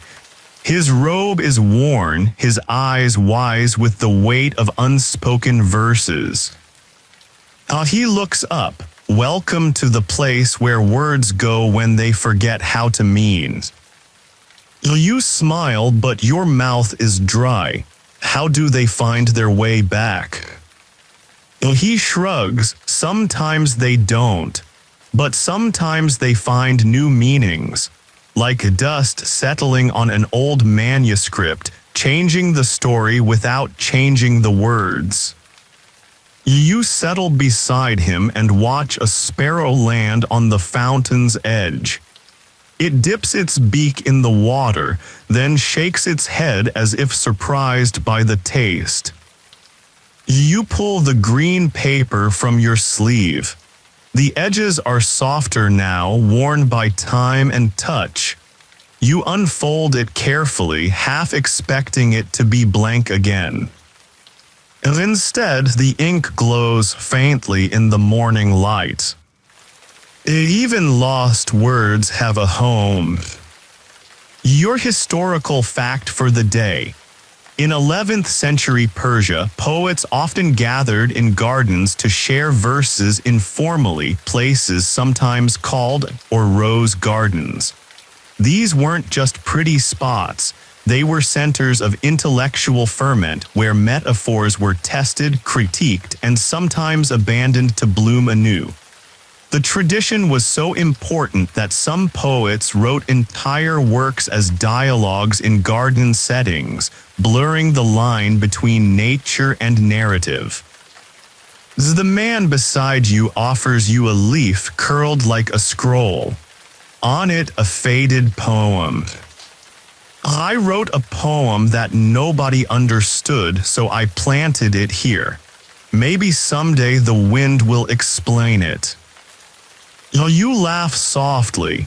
Do you think the wind ever gets tired of explaining? He nods, that's why it whispers. Suddenly, a woman in a deep blue cloak appears, carrying a tray of small, spiced cakes. She offers one to you. It tastes like honey and forgotten afternoons. Your obscure cultural tidbit. There was a brief period when some Persian poets believed poetry had a physical essence that could be trapped in objects, like cakes or leaves, and that eating or touching these objects could transfer poetic inspiration. The practice, called egism, or praise of the body, was largely discredited by scholars but lingered in folk traditions for centuries. Imagine biting into a cake hoping it would spark a sonnet. Charming, if unreliable. You spend the day wandering the garden, picking up fragments of lost poems, some complete, many not. Each one feels like a whispered secret, a confession meant for you alone. As the sun dips low, you notice the shadows lengthen and merge, creating shapes that almost form words. You sit still, willing the words to come into focus. They don't, but that's all right. Because here, in the quiet decay of meaning, you understand something vital. Sometimes the beauty is not in the clarity, but in the mystery itself. You fold the green paper once more, tucking it into your satchel. You stand, ready to leave, but the man beside you raises a finger. Well, one last thing, he says, never fear the paper cut. You will blink, but... he grins, it's the smallest wound that teaches the most. You step out of the garden, the air cooler now, scented with promise and pomegranate. The city is settling into evening, a slow pulse of lantern light and distant voices that fold into the night like soft origami. You make your way toward the house of forgotten voices, a place rumored to be where stories go when no one is left to tell them. The building looks modest, almost shy. A low stone archway, wooden doors worn smooth by decades of hands. You push inside. The air is thick with dust and memory.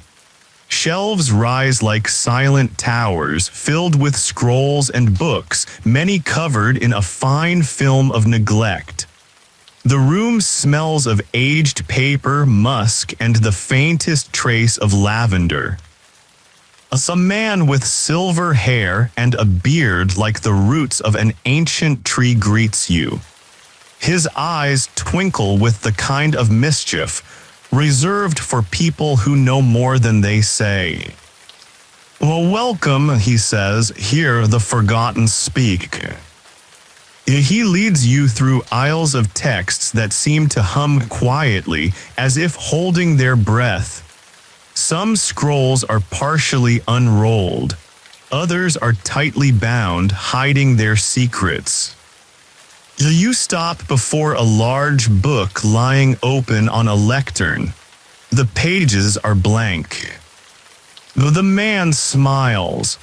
This is the book of silent stories. It's empty because the stories inside are waiting for a listener to give them life. You lean closer. The empty pages feel alive, as if words might bloom at any moment. He hands you a quill. Write something, anything, the book will remember. You dip the quill in ink dark and rich, smelling faintly of smoke and figs. You write. Once upon a time, a city whispered secrets to those who would listen. As your pen lifts, the page ripples softly. The empty pages beside it begin to fill with delicate script, forming tales you don't recognize but feel deeply. Your historical fact. Many libraries in medieval Persia had dedicated, memory keepers individuals whose job was to preserve oral stories by writing them down, ensuring that forgotten voices could be heard again. This practice bridged the ephemeral nature of storytelling with the permanence of written text, a dance between sound and silence that scholars still study today. The man guides you to a corner where scrolls float gently in the air, tethered by silver threads. "These are the stories no one dared tell," he whispers.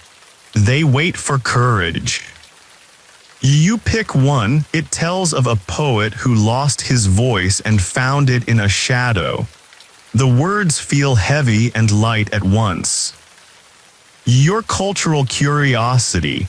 In some Sufi traditions, silence was considered the highest form of speech, and the act of writing was seen as a kind of prayer. There were poems written entirely in silence, empty pages that invited the reader to fill the space with their own thoughts and feelings. This paradox of presence and absence is one reason Persian poetry feels both intimate and infinite. The man closes the book gently. Remember, some stories only speak when you're ready to listen. You nod, feeling the weight of those words settle like dusk inside you. And outside, the city glows beneath a tapestry of stars. Lanterns flicker, casting playful shadows that dance and dissolve. You walk back to your room, the green paper warm against your side. You fold it carefully, feeling the softness of time in your fingers. You lie down, the city hums its quiet lullaby. And sleep finds you again, slowly, gently, like the turning of a well-loved page. You awaken slowly to a morning that feels more like a sigh than a burst of light. The city outside is wrapped in a thin veil of mist, softening edges, blurring colors like an artist's brush hesitating over a canvas. The scent of earth and wet stone fills the air, mingling with distant murmurs, footsteps, conversations, the faint clinking of ceramic cups. And today, you wander toward a place the locals speak of only in whispers, half joking, half reverent, the chamber of silent letters. It's nestled beneath the older part of the city, beneath winding streets and crumbling walls, accessed by a narrow staircase carved from worn limestone. As you descend, the temperature drops, the air growing cooler and heavier, fragrant with aged paper and a hint of musk. The chamber itself is a vast underground room, lit softly by lanterns hanging from iron hooks. Walls lined with ancient cabinets and drawers stretch as far as the eye can see, each labeled with faded ink. You run your fingers along a row marked letters never sent. A woman in a deep green cloak, eyes bright and knowing, greets you. "Welcome to the place where words go when they have nowhere else to go," she says softly. She guides you to a table strewn with envelopes and folded papers, some yellowed with age, others fresh and crisp. These letters, she explains, were written in moments of doubt, anger, hope, and silence. They were never meant to be sent, only written. You pick up a letter addressed simply, "To the one I could not forgive." Your heart tightens. You read a few lines, raw, honest, trembling with unspoken regret. The woman watches you carefully. Sometimes the act of writing is the healing, not the sending. You nod, feeling the weight of words as a balm's. Your historical fact for the day. During the medieval Islamic period, especially in Persia, letter writing was both a highly artful and deeply personal practice. The art of epistolary communication was cultivated to express everything from political diplomacy to private confession. Many scholars argue that the letters that were never sent reveal more about the emotional landscape of the time than official correspondence. These unsent letters, preserved in archives, offer rare glimpses into the human heart behind history's grand narratives. You find a folded letter, edges soft, the ink faded but still legible. It reads, "I wrote to you 1,000 times in my mind, but my hand never dared the journeys." You feel a flicker of recognition. The woman tells you about a curious tradition. Some scholars believed that unsent letters carried a certain spiritual weight, a kind of emotional energy trapped in ink and paper. It was said these letters could influence the writer's dreams or sometimes even sway the fate of those they were addressed to through mysterious, unseen means. You sit quietly, pen in hand, and write a letter of your own, not to anyone but for yourself. May this letter find peace in the silence between words. Though the chamber feels warmer, somehow softer. And as you prepare to leave, the woman presses a small folded note into your hand. It reads, "The bravest letters are the ones never sent." You ascend the stairs, the air growing lighter with each step. Outside, the city breathes anew beneath a sky brushed with pale blue. You carry the note in your pocket, alongside the green paper folded neatly in your bag. The afternoon sun hangs low and lazy, draping in hues of gold and amber that soften even the harshest edges. The streets hum with a gentle rhythm, a cart rattling by, a street vendor calling softly, children chasing shadows. You find yourself drawn to a quieter corner of the city, a place called the Well of Whispered Wishes. It's a small courtyard centered around an ancient well, its stones smooth with centuries of hands resting there, hopes pouring in, dreams released. A sign, faded but still legible, reads, "Throw your wish but keep your secrets." You approach and watch as a group of elderly men sit nearby, playing a slow game of chess, their eyes twinkling with mischief and memories. One notices you watching and grins. Care for a game of words instead. So you nods. He hands you a folded paper, worn but still sturdy. Inside a riddle. I speak without a mouth and hear without ears. I have no body, but I come alive with wind. What am I? You smile and whisper an echo.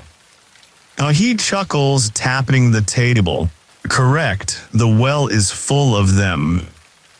You peer into the dark water and imagine it filled with echoes of every whispered wish ever cast. Your historical anchor, wells and water sources in medieval Persian cities were often centers of social and poetic exchange. They weren't just places to draw water but to share stories, secrets, and songs. Some wells were said to be enchanted repositories of voices and wishes, kept safe beneath the city's surface. Poets and common folk alike would visit to cast their hopes, sometimes inscribed on folded paper or whispered into the well's dark throat. Nearby, a young woman invites you to write a wish on a strip of paper. You do so, folding it carefully before tossing it into the well's depths. The paper floats briefly on the surface before sinking quietly. Your obscure cultural detail. In some Persian traditions, wishes were written on paper, folded into tiny boats or birds and set afloat in wells or streams. This ritual symbolized releasing desires to the universe while acknowledging the uncertainty of their fulfillment. It was as much about the act of letting go as the wish itself. Scholars debate whether this practice originated as a mystical rite or a simple form of poetic metaphor. You sit with the old men as they share tales, some true, some almost believable, about wishes fulfilled and lost. One story speaks of a wish so powerful it changed the course of a river. Another tells of a wish never made and the loneliness it caused. And as the sun dips beneath the city's rooftops, you feel the gentle tug of night. The well's water reflects the fading light, shimmering with possibilities. You stand, the day's last warmth on your skin. The green paper in your bag feels heavier, laden with the weight of all the whispered wishes and unspoken words you've carried. You walk slowly home, the city settling around you like a closing book. Tonight, the paper cuts feel less like wounds and more like reminders. Small marks left by the delicate edges of memory. You wake to a dawn that feels like a soft murmur rather than a shout. A hesitant light filtering through latticed windows, dust particles swirling lazily in the quiet air. Outside, the city stirs slowly, as if reluctant to start the day but knowing it must. Your thoughts drift back to the green paper, now delicate and warm in your pocket, folded like a secret kept just between you and the city itself. And today you seek out a place that seems as much myth as reality, the market of forgotten things. It's tucked away in a narrow alley, past stalls selling spices and silk, where the scents of cardamom and pomegranate mingle with the dust of history. The market is a jumble of oddities, tattered scrolls missing half their words, broken calligraphy brushes, fragments of poems printed on scraps of parchment, and bottles of ink long dried to crusty shadows. The air hums softly with whispered transactions, quiet barters of memory and meaning. You pass a stall where an old man offers dust from the first book ever written in exchange for stories of lost love. Nearby, a woman sells words that never found a sentence, gathered carefully in tiny glass vials. Your feet led you to a table piled with weathered letters, some folded into intricate shapes, others stained with time's tears. You pick up a note, its edges frayed and the ink faded but still legible. It reads, "To the one who remembers forgetting." A woman sitting nearby, draped in deep indigo, smiles and offers you a small paper crane, its wings tipped with silver ink. "For your collection," she says softly. You accept it, feeling the fragile weight of its folded body, like a whispered promise. Your historical fact today: medieval Persian bazaars were not only centers of commerce but hubs of cultural exchange, where poets, scholars, and merchants mingled. Markets sometimes featured stalls dedicated solely to the trade of manuscripts, letters, and poetic fragments, reflecting the era's reverence for the written word.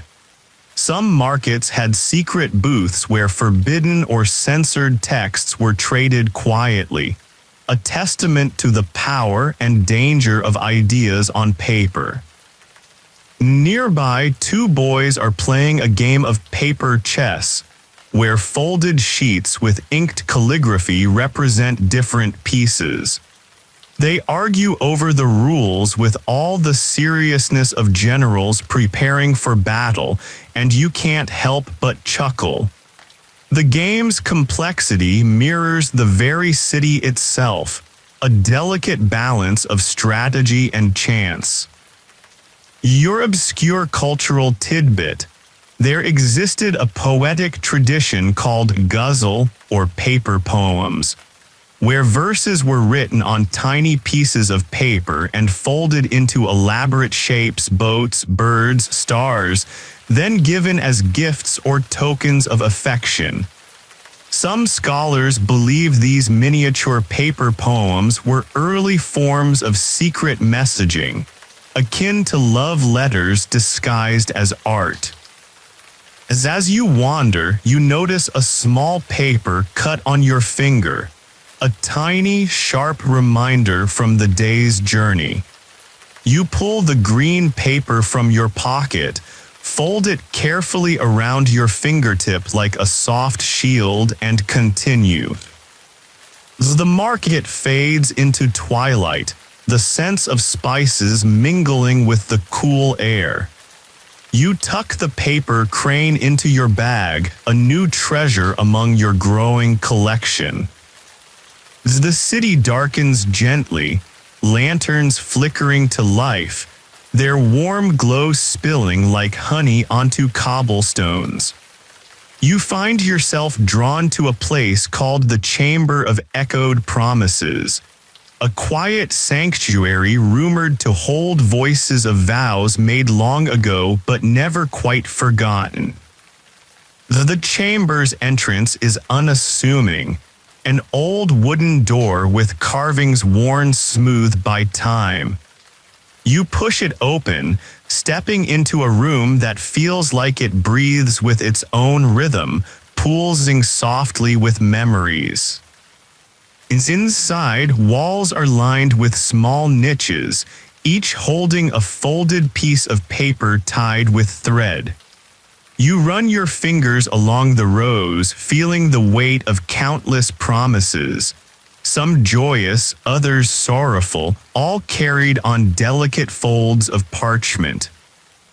A soft voice greets you. An elderly man, eyes bright with stories yet untold, beckons you closer. Every promise here waits to be heard again, he says. You select a thread and untie it carefully. The paper unfolds like a slow breath, revealing a vow written in elegant script. I will return even if the stars forget my names. So the words hang in the air, heavy with longings. Your historical anchor.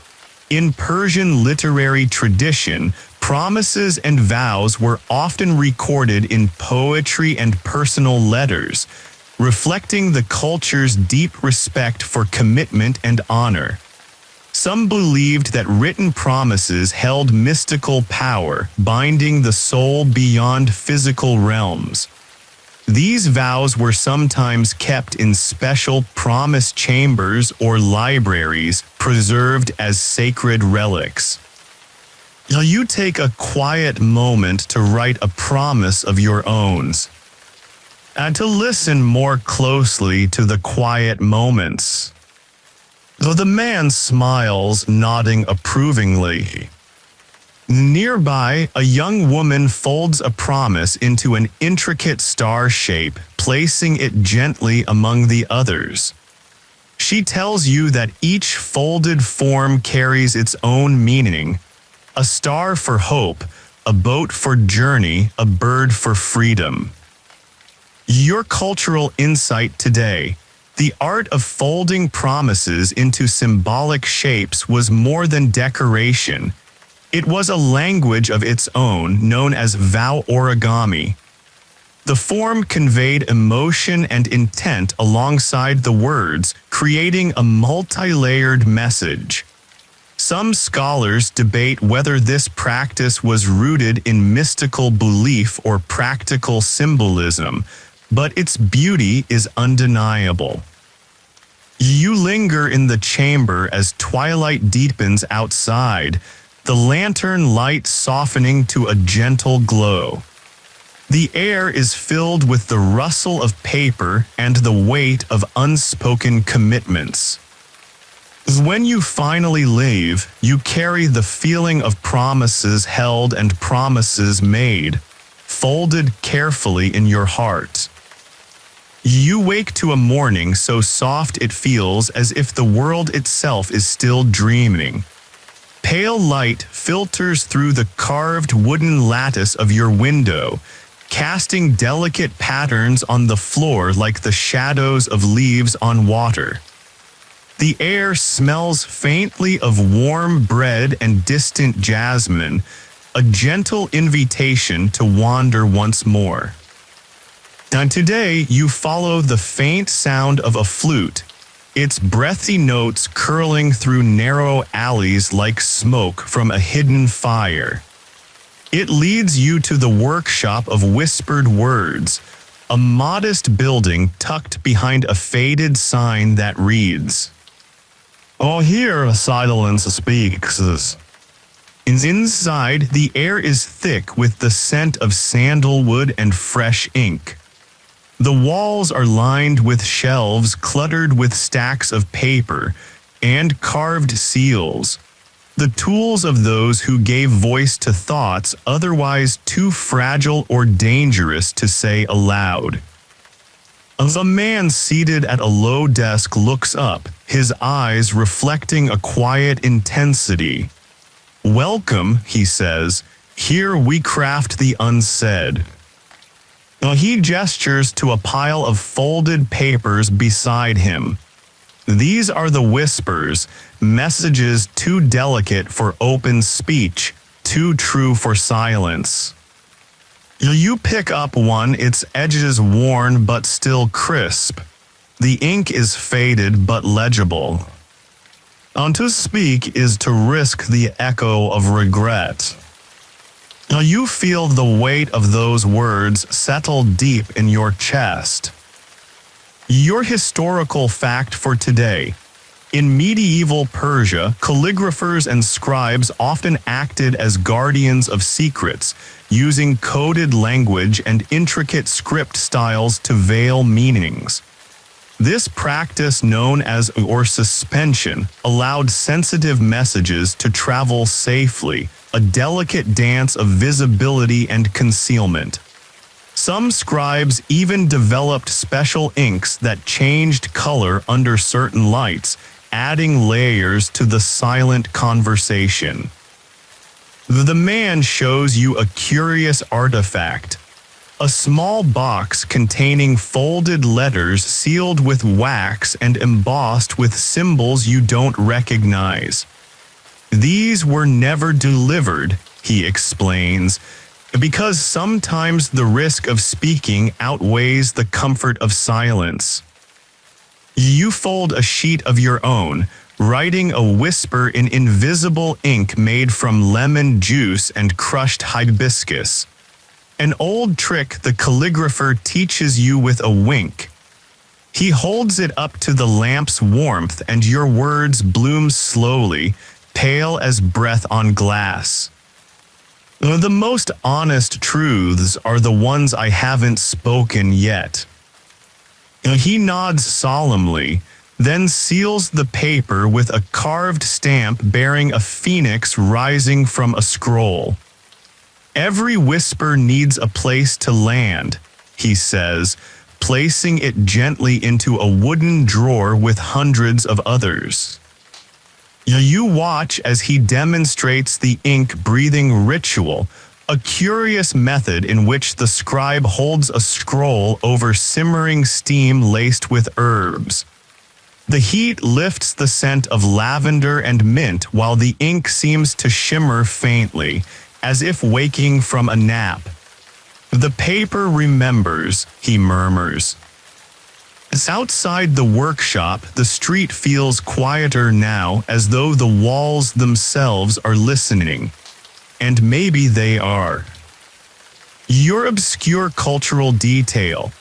In the 10th and 11th centuries, certain schools of scribes in Persia developed what's now referred to as the language of the unsaid, a system of phrasing, gesture, and even fold patterns on letters that communicated tone and context beyond the words themselves. If a letter was folded once lengthwise and once across, it meant sorrow. If it was tied with a thread dyed in walnut husk, it meant warning. A letter with one corner purposefully bent meant, I am writing this with hesitation. Historians still debate whether this was a formalized code or a widespread folk practice absorbed by habit and repetition. Some believe the folding styles predate Arabic calligraphy's dominance in the region. Others argue it was simply a romantic indulgence by poets too clever for their own hearts. You choose to believe it's both. That the poets were indeed too clever, and that every bend in every page meant something to someone once. You linger in the workshop until the shadows stretch long and your stomach reminds you that words cannot replace food, although some poets have tried. You step back into the late afternoon light, which now rests like a shawl across the city's shoulders. As a cat brushes against your leg, perhaps the same cat from earlier, or another. Or perhaps you're simply being followed by the idea of a cat, which is, arguably, even more persistent. You pause at a fountain to wash your ink-stained fingers. The water is cold and clear, and as it rushes over your skin, you notice a faint mark still visible on your fingertip, the old paper cut. As it stings a little in the gentlest possible way, a whisper, not a wound. return to your room and open your satchel. The green paper is still there. Tonight it is warm. You do not unfold it. No, not yet. And instead, you light a small oil lamp and watch the flame dance in silence. Because tonight, even silence seems full of things trying to speak. The next morning, the sky is a soft gray wash, like a page yet to be written. The air is hushed, as though the city has pulled a blanket around its shoulders and is not quite ready to start the day.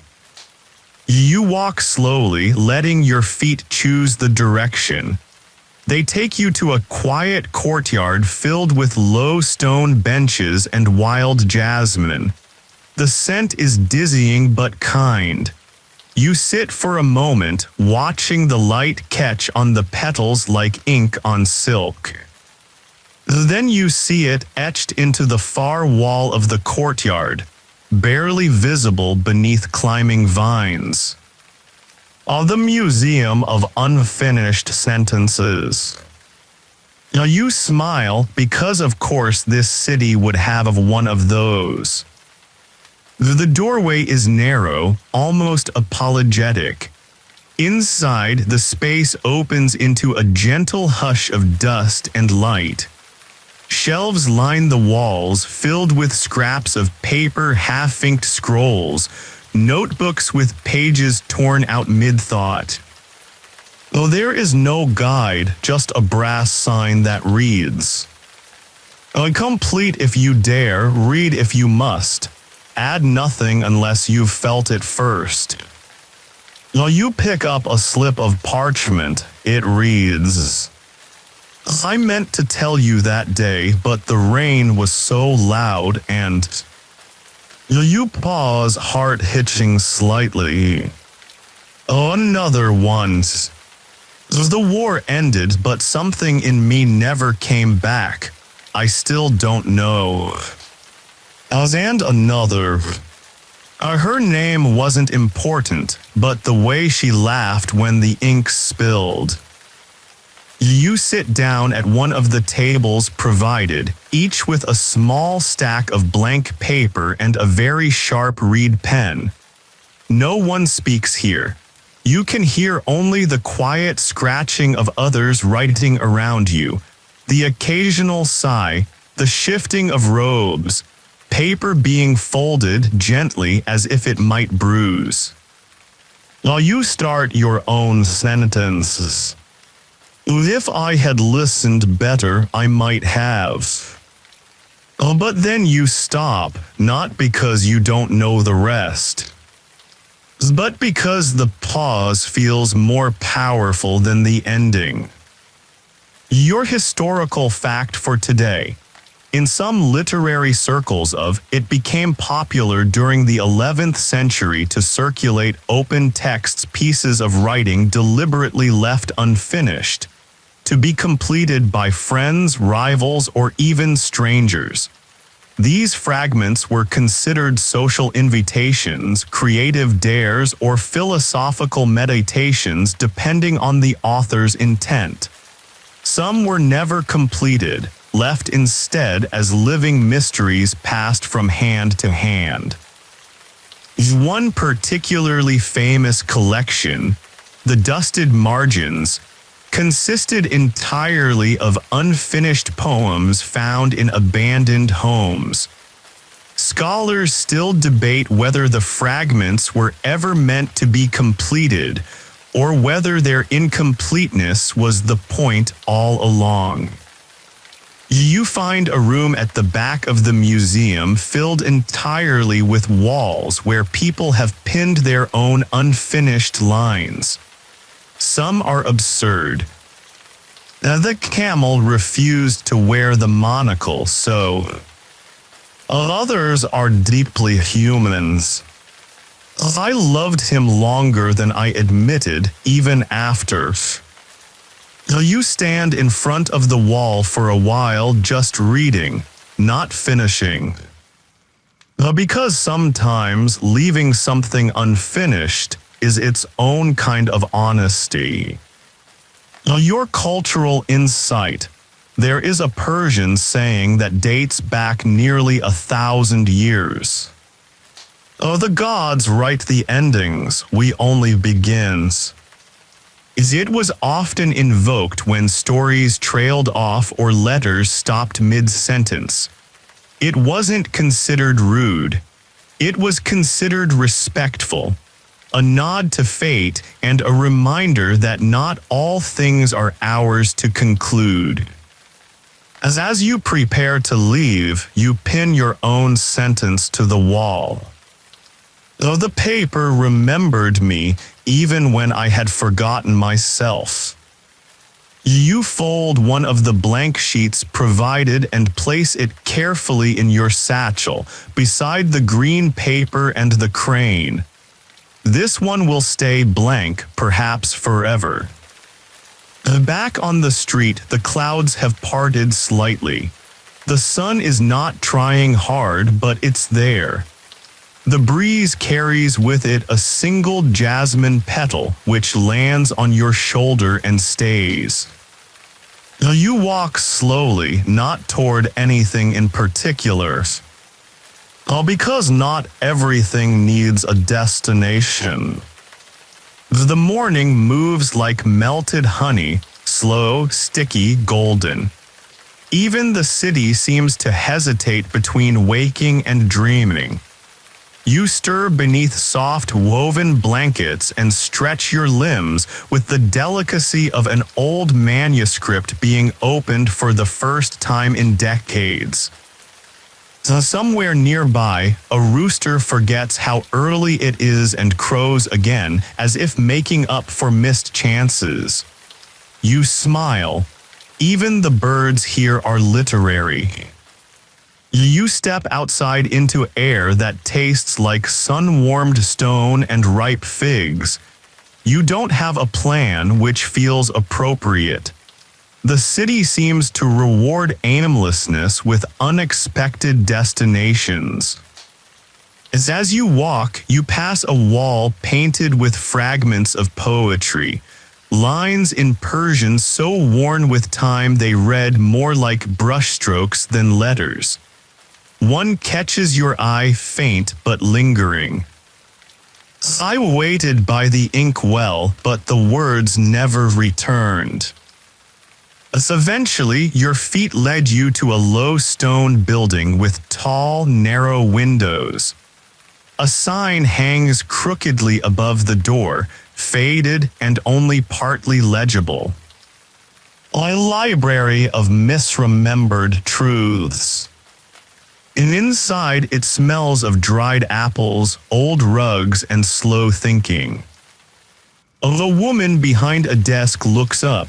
Her glasses magnify her eyes to comic proportions. Ah, she says, a seeker of. A love of what it is. She chuckles, a word I made up, half fact, half fiction, entirely sincere. She waves you in.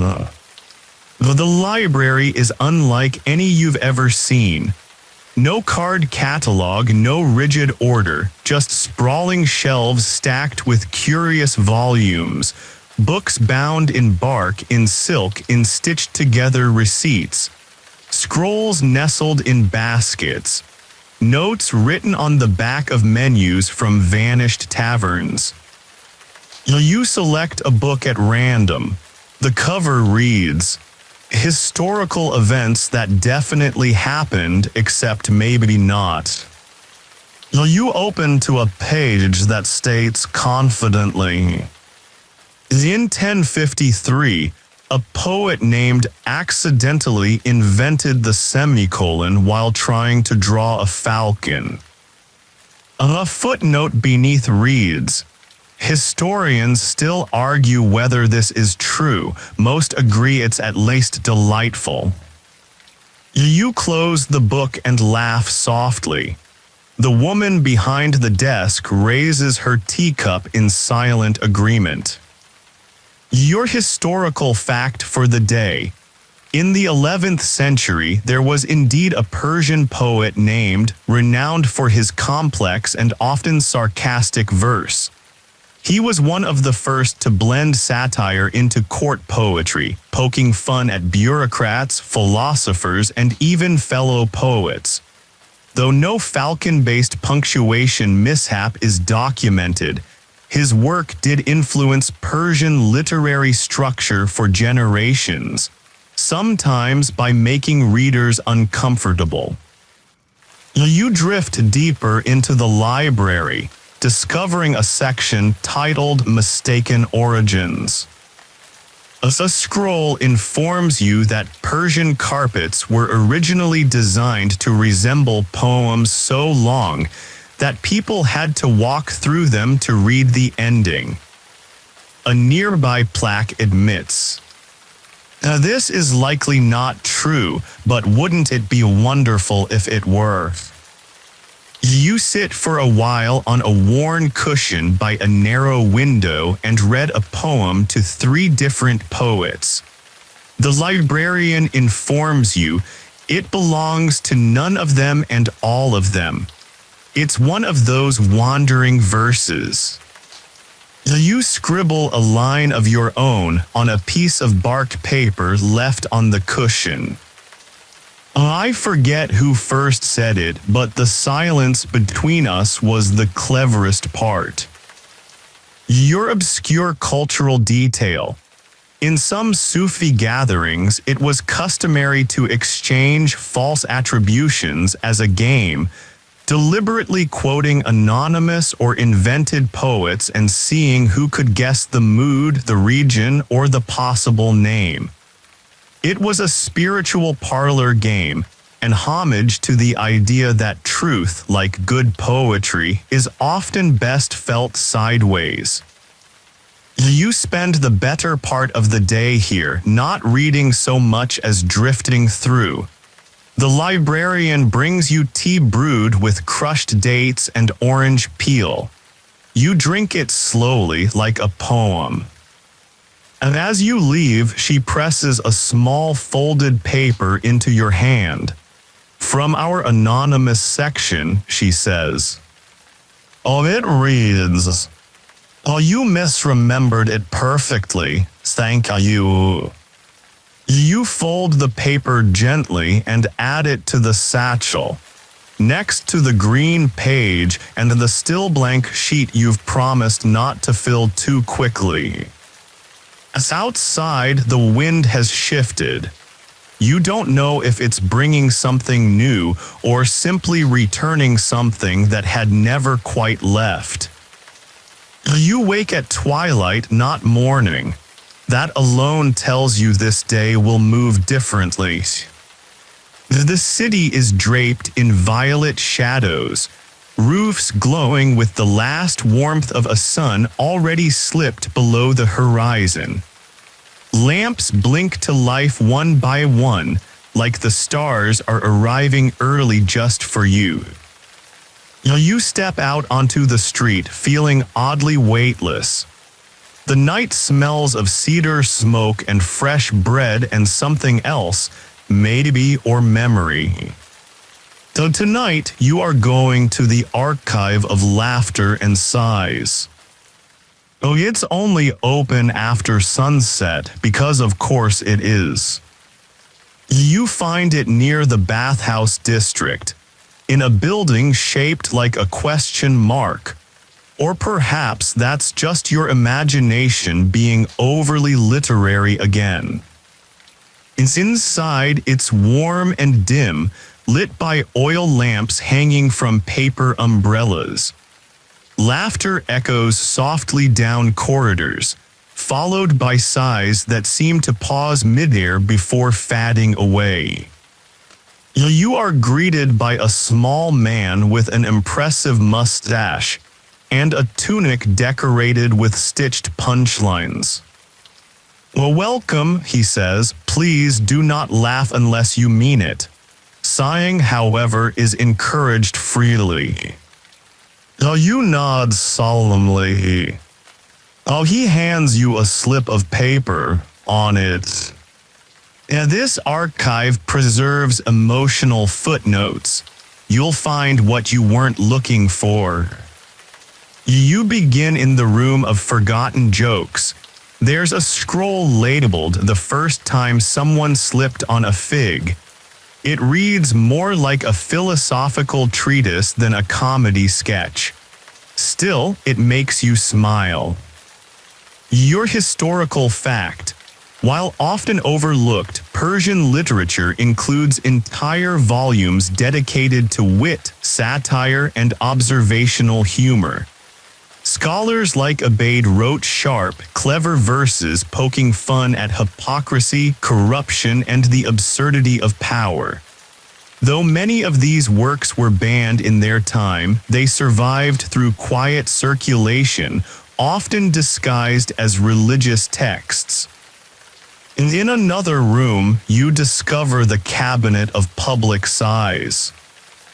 Inside are glass jars, each containing slips of paper with reasons scribbled in messy or graceful hand.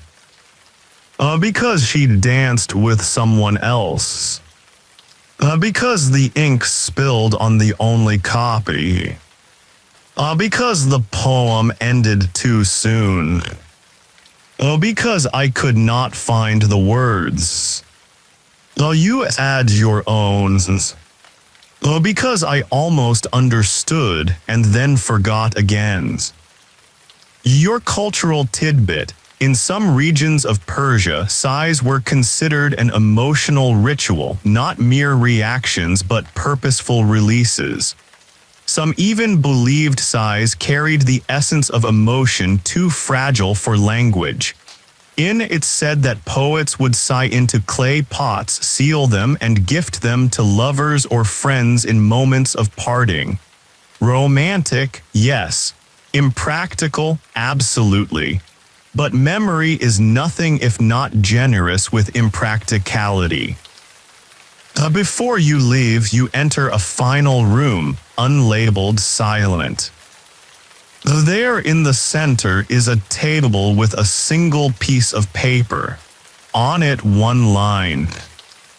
I laughed, and then I sighed, and then I understood.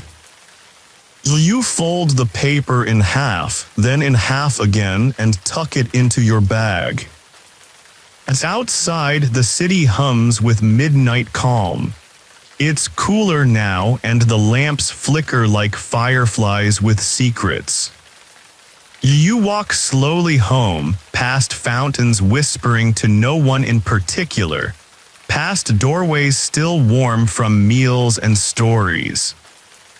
You're not sure what you've learned today, but your heart feels quieter, not emptier, just more spacious.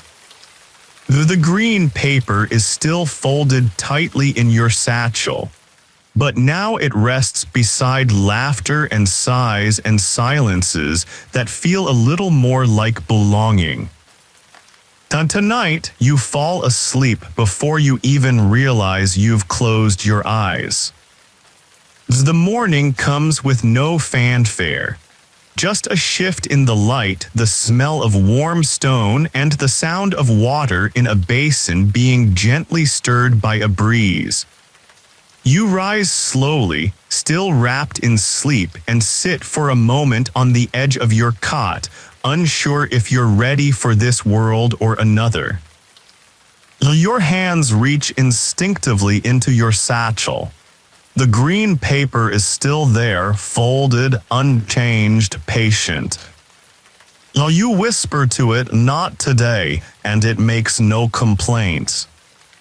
Today, your path takes you toward the edge of the city, where the streets fray into cracked earth and olive groves, and the buildings grow fewer, more deliberate. It's quieter here. The air carries less noise, more space. You're looking for the conservatory of vanishing words. You were told about it by the woman at the workshop of whispered letters. She said it with a touch of reverence. like one might speak of a memory that once tasted like honey but now lives in a locked drawer. You find it tucked beneath an overgrown pergola tangled with grapevines and brittle parchment flowers. Yes, actual parchment. Someone has shaped curled sheets of vellum into petals. A breeze makes them rustle like the sound of old arguments or forgotten dreams. The building is small but tall. It seems to have been designed by someone who preferred vertical thought. Inside, the walls are stacked from floor to ceiling with thin, delicate drawers, each labeled with a single word. Some are words you know. Some are words that feel like maybe you once knew them, in a past life or a particularly haunting sentence. You pull one drawer marked, a word whose meaning has long since been lost. And inside is a brittle slip of paper, upon which is written, "A kindness one does for oneself without knowing it." You exhale slowly, letting the phrase settle. As a caretaker enters, a man with soft eyes and a spine shaped like a question mark. "We archive the almost forgotten," he tells you. "Not lost, just fading. Language, like memory, prefers to wander." You ask how many words the conservatory holds. He smiles. "As many as we can remember, and just a few more than we deserve." Your historical fact for the day: medieval Persian lexicons, particularly those produced between the 10th and 12th centuries, were not merely dictionaries but poetic archives filled with metaphor, regional expressions, and layered meanings. Scholars treated rare or regional words like endangered species, preserving them through verse, riddles, or carefully annotated glossaries. Some even buried scrolls of obscure dialects during wartime, hoping future generations would dig up the syllables like seeds. You open another drawer labeled "A Nighttime Word." It reads, "The feeling in the chest just before dreaming begins, when thought loosens its grip on form." Your breath catches. You realize you've felt this often but never had a name for it. Your obscure cultural tidbit: in some Sufi communities, there was a tradition of reciting orphaned words before sleep, words without known roots, etymologies, or translations. It was believed these words had been left behind by angels, or perhaps were remnants from languages spoken before time began. The practice served both as devotion and comfort, a way of reminding the soul that not all things need to be understood to be loved. You spend the rest of the afternoon whispering words aloud to yourself in empty corners of the conservatory. Some are sharp, others gentle. A few are too soft to survive your voice and crumble midair like sugar cubes. Before you leave, the caretaker gives you a scroll wrapped in faded silk. "This one is for carrying home," he says. "It contains only 3 words." You do not open it yet. The words inside, whatever they are, already feel familiar. Outside, dusk is catching up again. It moves fast in this city, as if night can't wait to arrive and listen.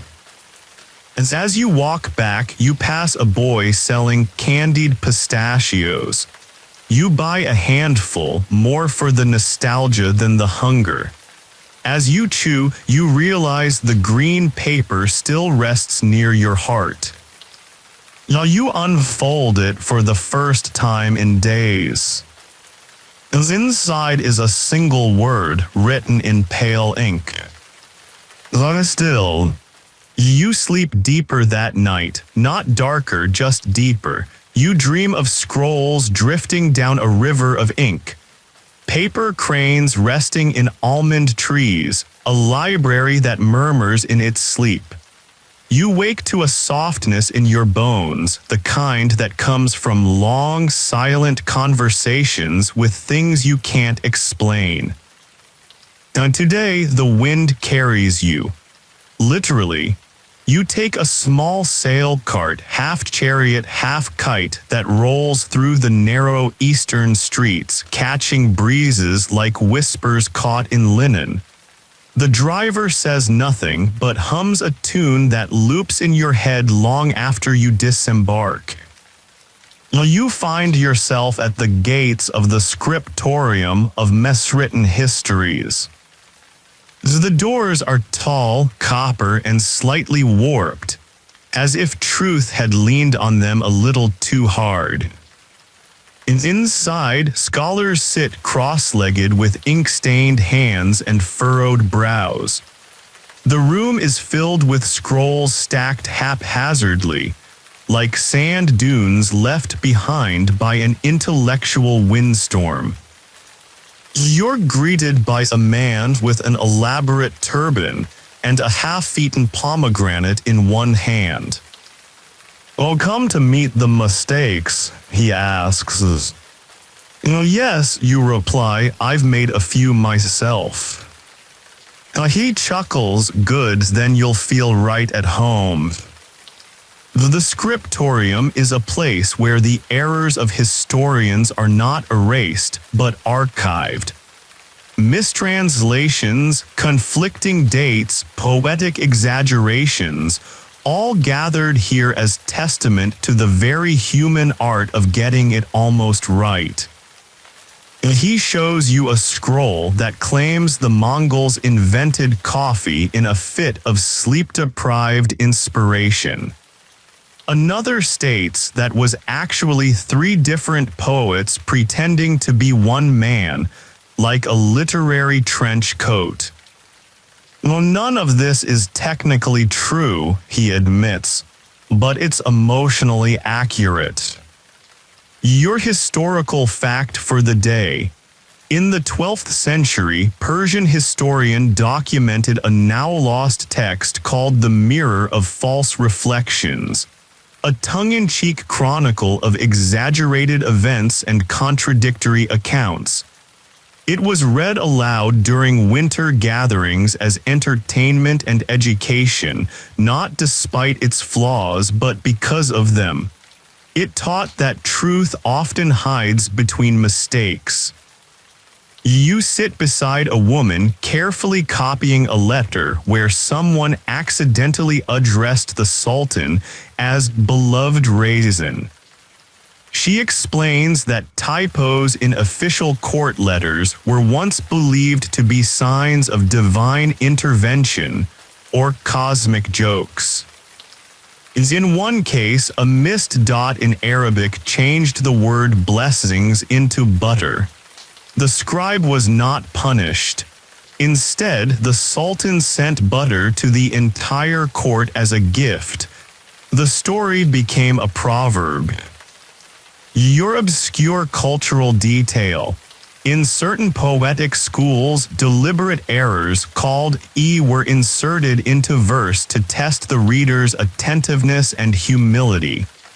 A skilled reader was expected not just to spot them, but to appreciate their elegance. It was a form of intellectual flirtation between writer and reader, a shared smirk across the centuries. You browse the gallery of unintended meanings, where poems are displayed with annotations showing how a single misplaced diacritical mark transformed beloved into fish vendor or heaven into yawn. Well, one plaque reads, "Every mistake is a doorway, some led to gardens." Before you go, the turbaned man hands you a crooked scroll. For your collection, he says. It contains a map drawn entirely wrong, but it leads somewhere good. You thank him. Outside, the wind has risen, carrying with it the scent of ink and roasted chestnuts. You stop at a fountain shaped like an open palm. Water trickles lazily from the fingers. You rest yours beside it. The stone is cool, grounding. Back in your room, you unwrap the silk scroll from the conservatory of vanishing words. And inside, 3 words. You were here. Though they hit harder than expected. You fold them slowly, place them beside the green paper. Your collection is growing, but your heart is lighter. You sleep with the window open tonight, letting the pages of your thoughts flutter in the breeze. You wake to the sound of paper being folded somewhere nearby.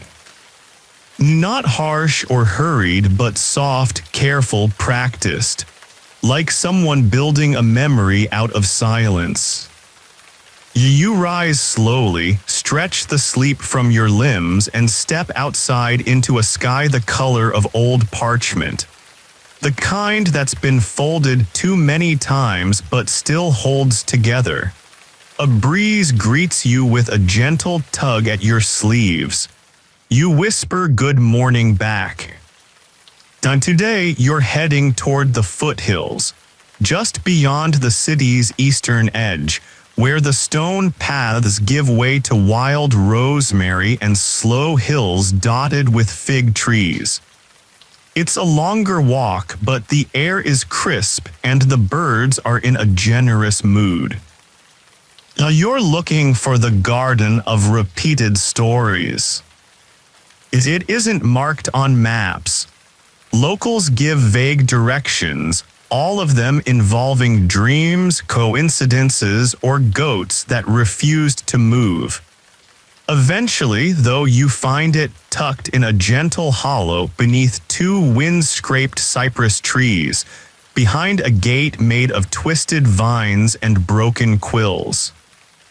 While you step inside, it's not a garden in the traditional sense. No neat rows, no statues, no manicured hedges, just wild grass, clusters of poppies, and narrow walking paths that curve like sentences unsure of their own grammar.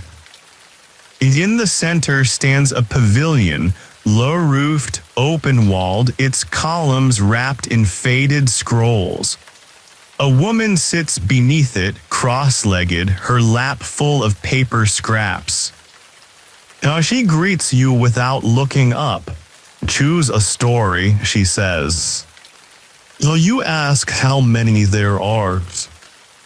She replies just one, but told differently each time. You sit beside her. She hands you a slip of paper that reads, "He left, but his shadow stayed behind, unsure of where to go." You nod, you've read this before, or dreamed it, or something like it. She smiles, all stories worth keeping are echoes. Your historical fact today: in medieval Persian storytelling circles, it was common for tales to loop back on themselves, often told dozens of times with slight variations. This wasn't laziness, it was artistry. The storyteller's skill was judged not by invention, but by how they transformed familiar stories into new emotional shapes. Listeners came not for the ending, but for the comfort of return. She shows you another fragment.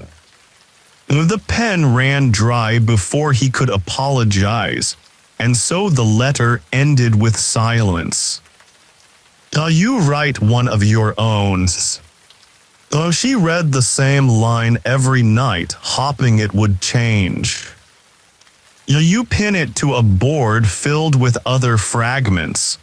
Above it, a sign reads, nothing new, just remembered differently. Your obscure cultural tidbit, Persian gardens known as the origin of the word paradise, were designed not just for beauty but for mental and narrative wandering. Many featured spaces set aside for oral storytelling, and some had gardens within gardens, each meant to mirror emotional states. One rare garden layout was arranged in a spiral, encouraging literal circling as tales were recited, symbolizing the idea that no story ever truly ends. In one corner of the garden, there's a grove where the wind rattles tiny wind chimes made from folded paper birds. Each bird has a single sentence inked on its wing. You listen. I forgave him in winter, but told him in spring. There was a door, but no house. And she was right, but I was louder. You walk slowly through the grove, letting the sound of paper birds and grass and your own heartbeat mix into one quiet rhythm. Before you leave, the woman gives you a box filled with blank scraps and says, "Use them when you remember something that didn't happen but still matters." You add the box to your satchel. The green paper is still there. You unfold it again, it now reads. I tell it again. You smile. You start walking back. You're not in a rush. After all, you've been here before. You begin the next morning by doing nothing. No plans, no path, just tea and light and breaths. You sit in the small stone courtyard of your room and watch a line of ants carry crumbs the size of philosophical debates across the wall. The breeze smells faintly of cinnamon and ink. Someone somewhere is reading aloud, a low musical voice. You can't make out the words, but the cadence is enough. Eventually, curiosity stirs. You wander west through a section of the city you haven't yet explored. The architecture here leans in on itself, balconies nearly touching, windows like winking eyes. Laundry sways overhead like flags of everyday diplomacy. You arrive at a worn stone archway beneath a sign that reads, "The House of Soft Arguments." A soft gong chimes as you enter. Inside is a long room filled with cushions, half-drunk cups of tea, and shelves stacked with carefully argued points that no longer need resolution. Two elderly men are debating whether figs or apricots are the superior metaphor. A woman nearby is defending the importance of commas in declarations of love. No one is angry, no one is winning. This is a place for discussions that never reach conclusions, by design. The host greets you with a bow and offers you a scroll. It's blank. You may write a disagreement, she says, but only if you also include the moment you realized the other person might had a point. You take a cushion and sit. You write. I thought silence meant nothing left to say. He thought it meant everything had been said. You fold the scroll and hand it back. She reads it, nods once, and places it in a basket labeled progress. Your historical fact. In many medieval Persian salons, debate and dialogue were considered acts of spiritual refinement. These majlis gatherings often featured structured arguments between poets, philosophers, and theologians, not to win but to sharpen thought. It was expected that participants leave more uncertain than when they arrived. Certainty, after all, was considered the least poetic stance. You explore further and find a narrow hallway filled with paper lanterns. Each one bears the title of an unresolved argument. You read a few. Is longing more honest than love? Does forgetting mean healing or betrayals? Can one be wise and still hopeful? You stop at a small room labeled Almost Apologies. Inside, people sit quietly writing letters they will never send. You find a desk. You write. As if I had known it mattered to you, I would have listened harder. You place the letter in a wall slot marked for the wind. A gentle puff of air takes it literally. A small tube exhales, pulling your letter into some unknown system of tubes and chambers and perhaps, eventually, someone else's hands. Your cultural detail.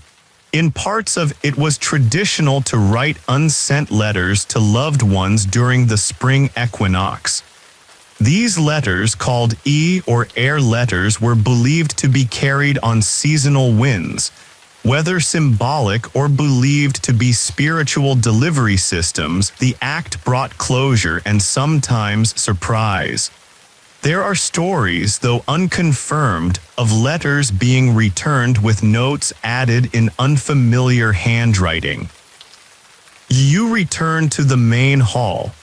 Someone is now passionately explaining how metaphors can be overwatered and die. Someone else is arguing that sincerity needs punctuation. You smile. And as you prepare to leave, the host hands you a scroll sealed with wax. A counterpoint, she says. You nod, though you're not sure to what. As outside, the light has turned golden, not dramatic, just soft, honey thick. You sit on a bench and open the wax seal. And inside, one line. You don't have to be right to be kind. You let out a breath you didn't realize you were holding.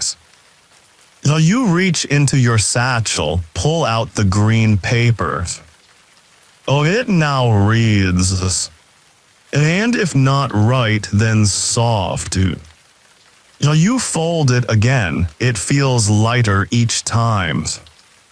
You walk back slowly, the air rich with the sounds of ordinary life. Sandals on stone, laughter around corners, a cat scolding a pigeon for reasons neither will remember tomorrow. You think maybe the point was never to resolve anything. Maybe the point was just to stay in conversation. You sleep well that night. Because even your dreams are starting to whisper in paper. You wake before the sun. Not because of any noise. Not because of any urgency.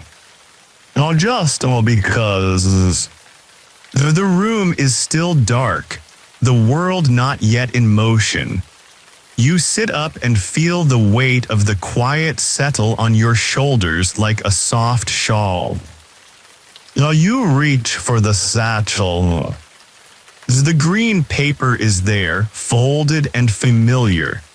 Beside it, a growing collection of small scraps and scrolls, each bearing a phrase, a fragment, a memory someone else might have missed.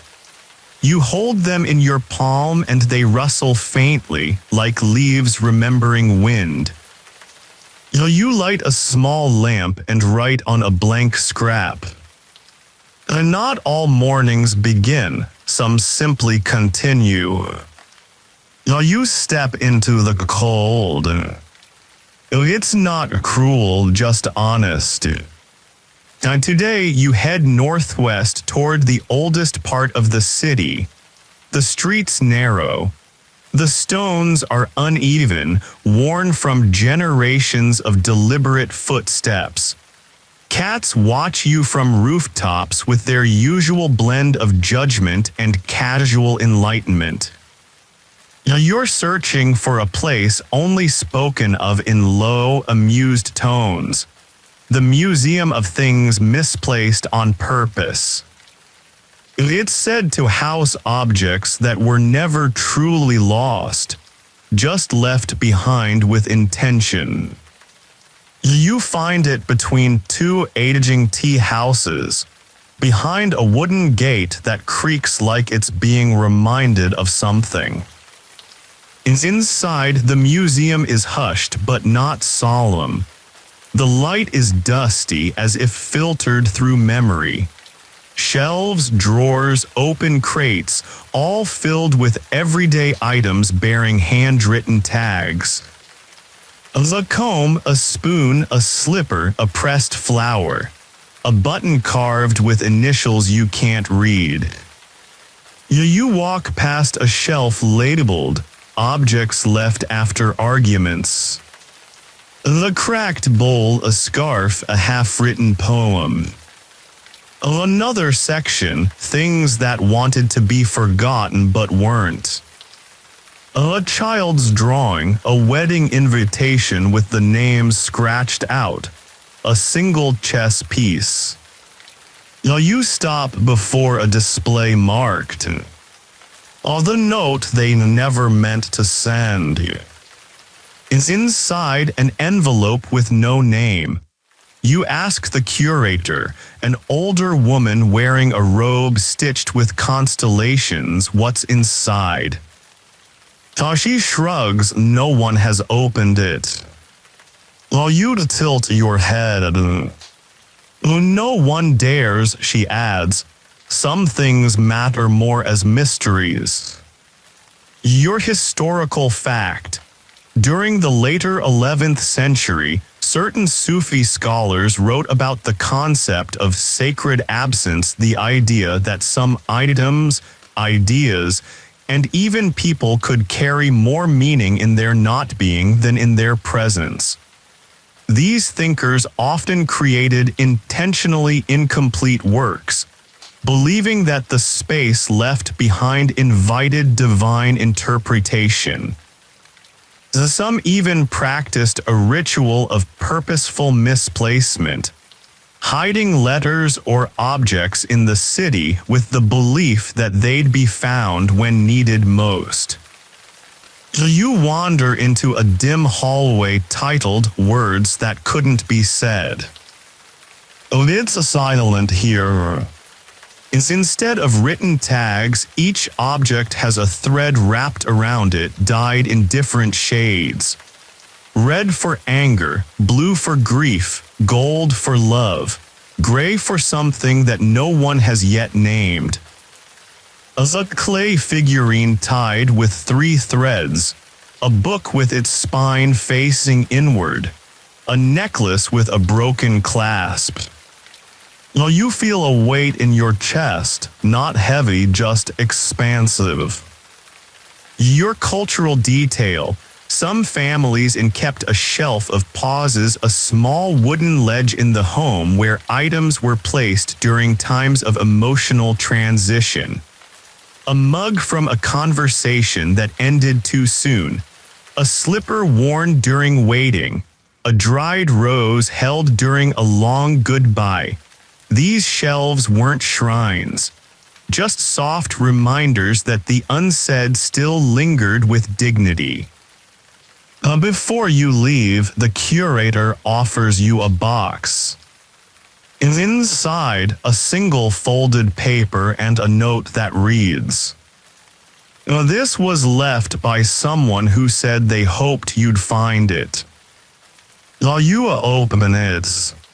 It reads, "You don't have to return everything. Some things are meant to be carried." You place the note beside the green paper in your satchel.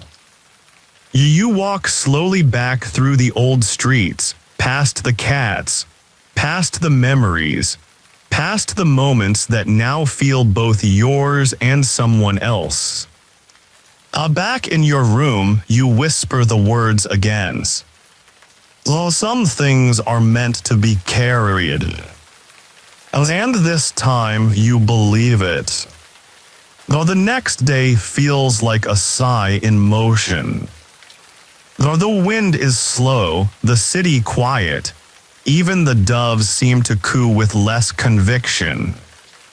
You spend most of the morning simply existing, tracing your fingers along the texture of an old rug, watching shadows gather and scatter, listening to the scrape of someone sharpening a pen nib in a nearby room. Eventually, you decide to walk.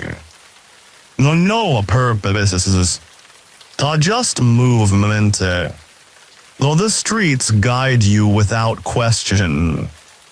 You end up at the Hall of Unfinished Maps. The building is built like a maze, corridors winding into rooms, rooms spilling into terraces, terraces that overlook nothing in particular. But it all makes sense the way music does, even when you don't know the words. Inside, maps cover every surface, walls, floors, ceilings, furniture. Some maps are of cities that never existed. Others are of known places but missing key details. Mountains unlabeled, roads trailing into empty space. As a man greets you with a nod and offers a quill. We don't correct here, he says, we explore. You ask if any of the maps are finished. He looks mildly horrified. Why would they be? You find one map labeled simply, North of Regret. It's mostly blank, with a winding path and 2 words in the center. Almost there. You sit on a cushion and begin to draw. Not places exactly, but feelings. As a narrow stream labeled where I changed my mind. As a bridge titled The Kindness I Almost Offered. A forest simply marked maybe. Your historical fact. Some Persian philosophers during the Seljuk era believed the soul was a kind of moving geography, constantly shifting its internal terrain based on love, loss, discovery, and time.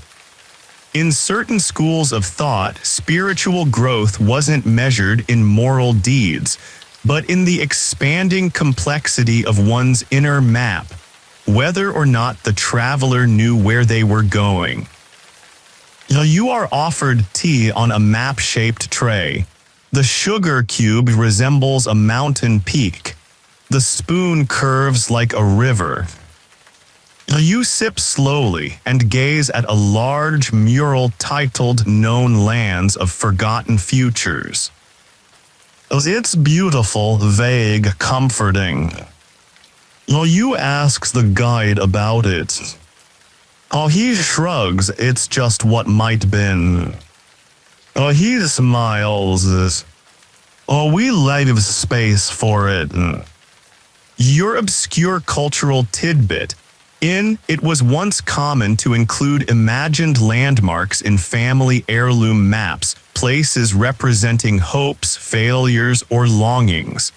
These were not meant for navigation but reflection. A valley named where we were honest. A cliff labeled what we chose not to say. These maps were often shared at weddings or funerals, reminding everyone that geography includes the heart. Before you leave, the man hands you a small canvas scroll. Your path unfinished, he says. Continue when you're ready. You add it to the satchel, beside the green paper, beside the scroll that reads "You were here," beside the apology to no one and everyone. When you return to your room, you feel full. Not in the way of meals or answers, but in the way of having held something without crushing it. You unfold the green paper. It now reads, there is no final version. You smile and nod. You sleeps that night with the window open again. Though the breeze smells like ink and maybe, the stars above seem curious. Even your dreams take their time arriving. Though they do not need to hurry. You are still walking. And the map is still growing. It rains today. Not loudly, not insistently. Just enough to change the rhythm of things. You listen to it before you rise, tiny drops stitching their own pattern across the roof, the window, the stone sill. It's not a storm, just a suggestion. You lie still a moment longer. Some mornings don't ask you to begin.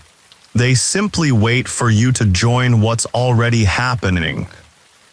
You finally move, not because you must, but because the rain makes it feel like your thoughts might bloom better when slightly damp.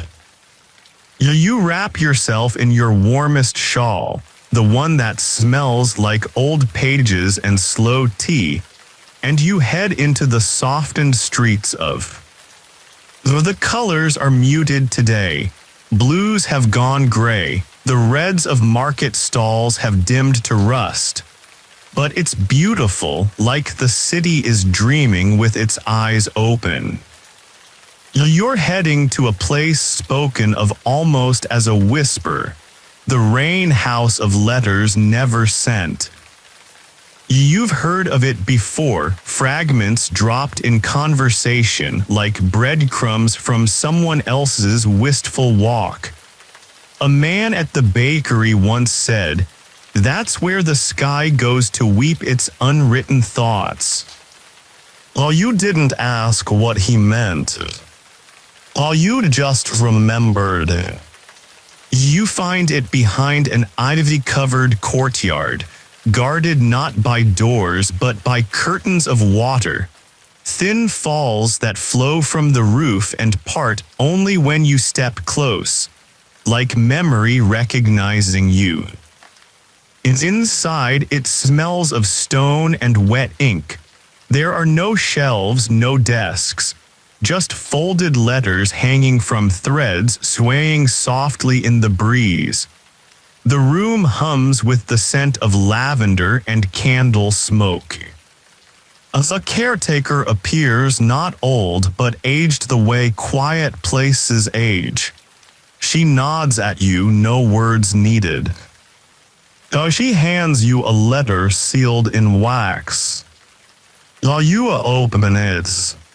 It reads, "I loved you longer than I admitted, even to myself."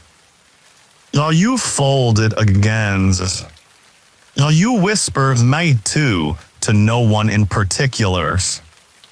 Your historical fact, in the 12th century, was home to a literary practice called nama, or letters of silence.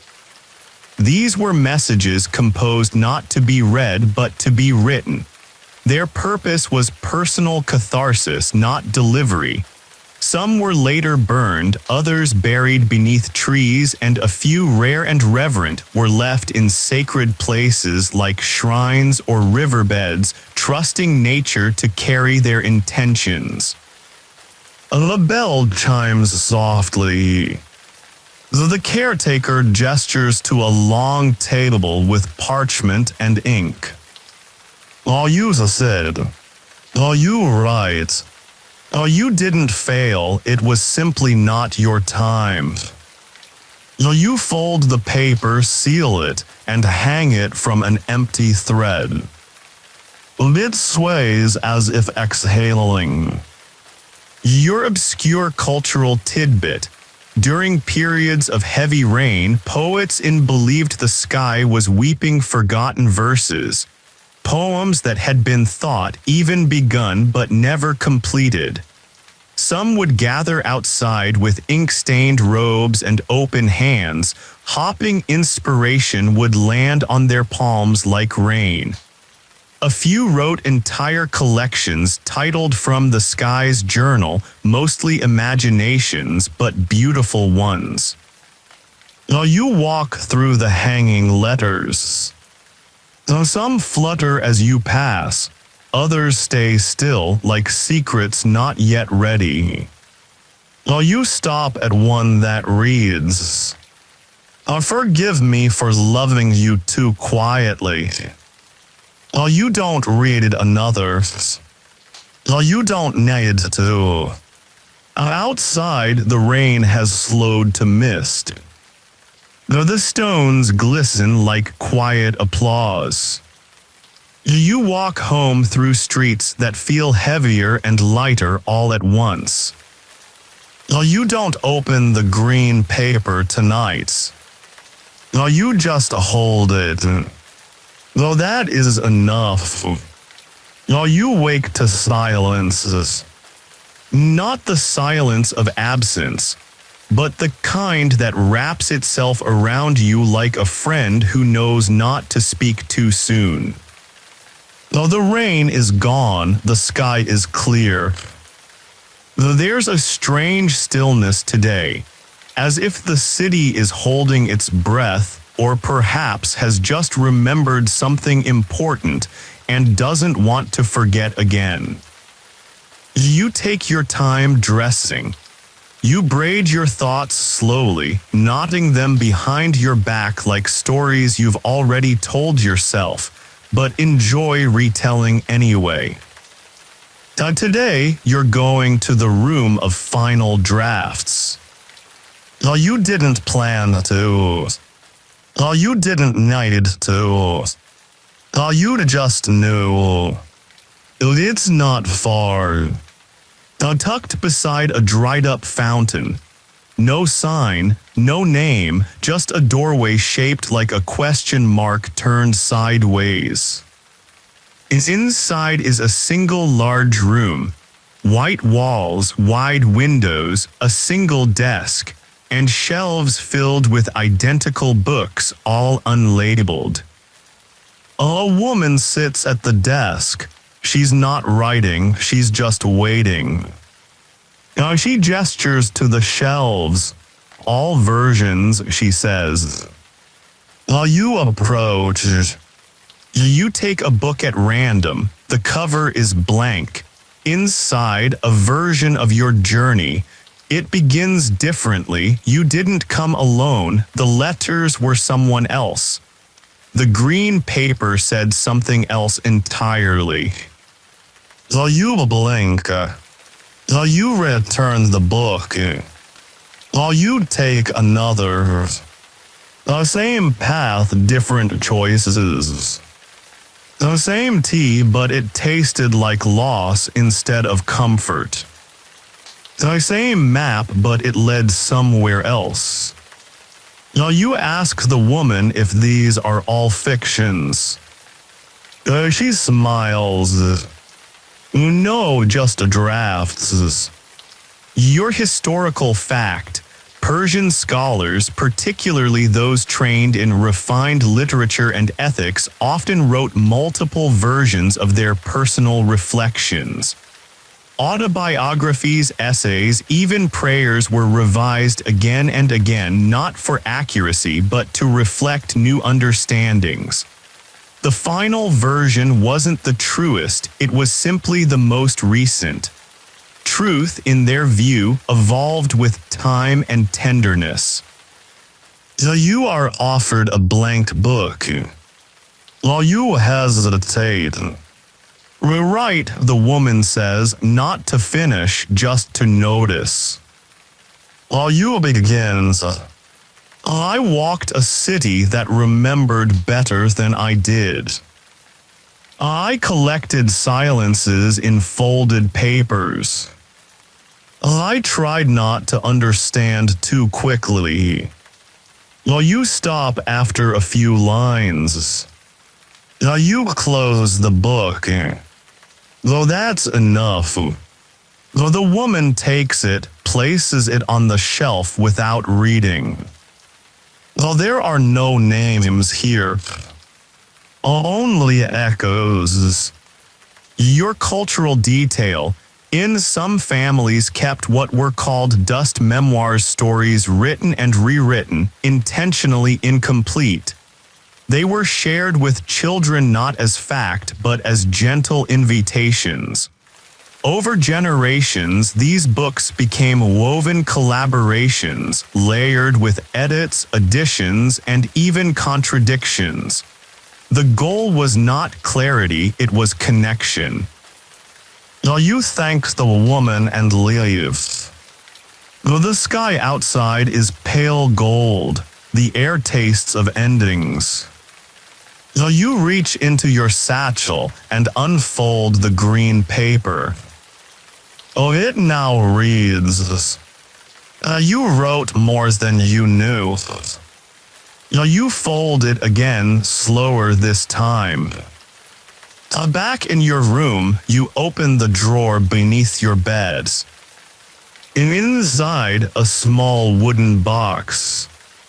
You place the green paper inside, along with a single scroll, a folded map, and a letter labeled almost. You close the lid. You do not lock it. Some stories sleep better when they know they can wake. You lie down. The silence returns, not heavy but whole. Sleep finds you quickly tonight. And it brings no dreams. Only breaths. Only rest. Only the quiet knowledge that something was made, and that it was enough.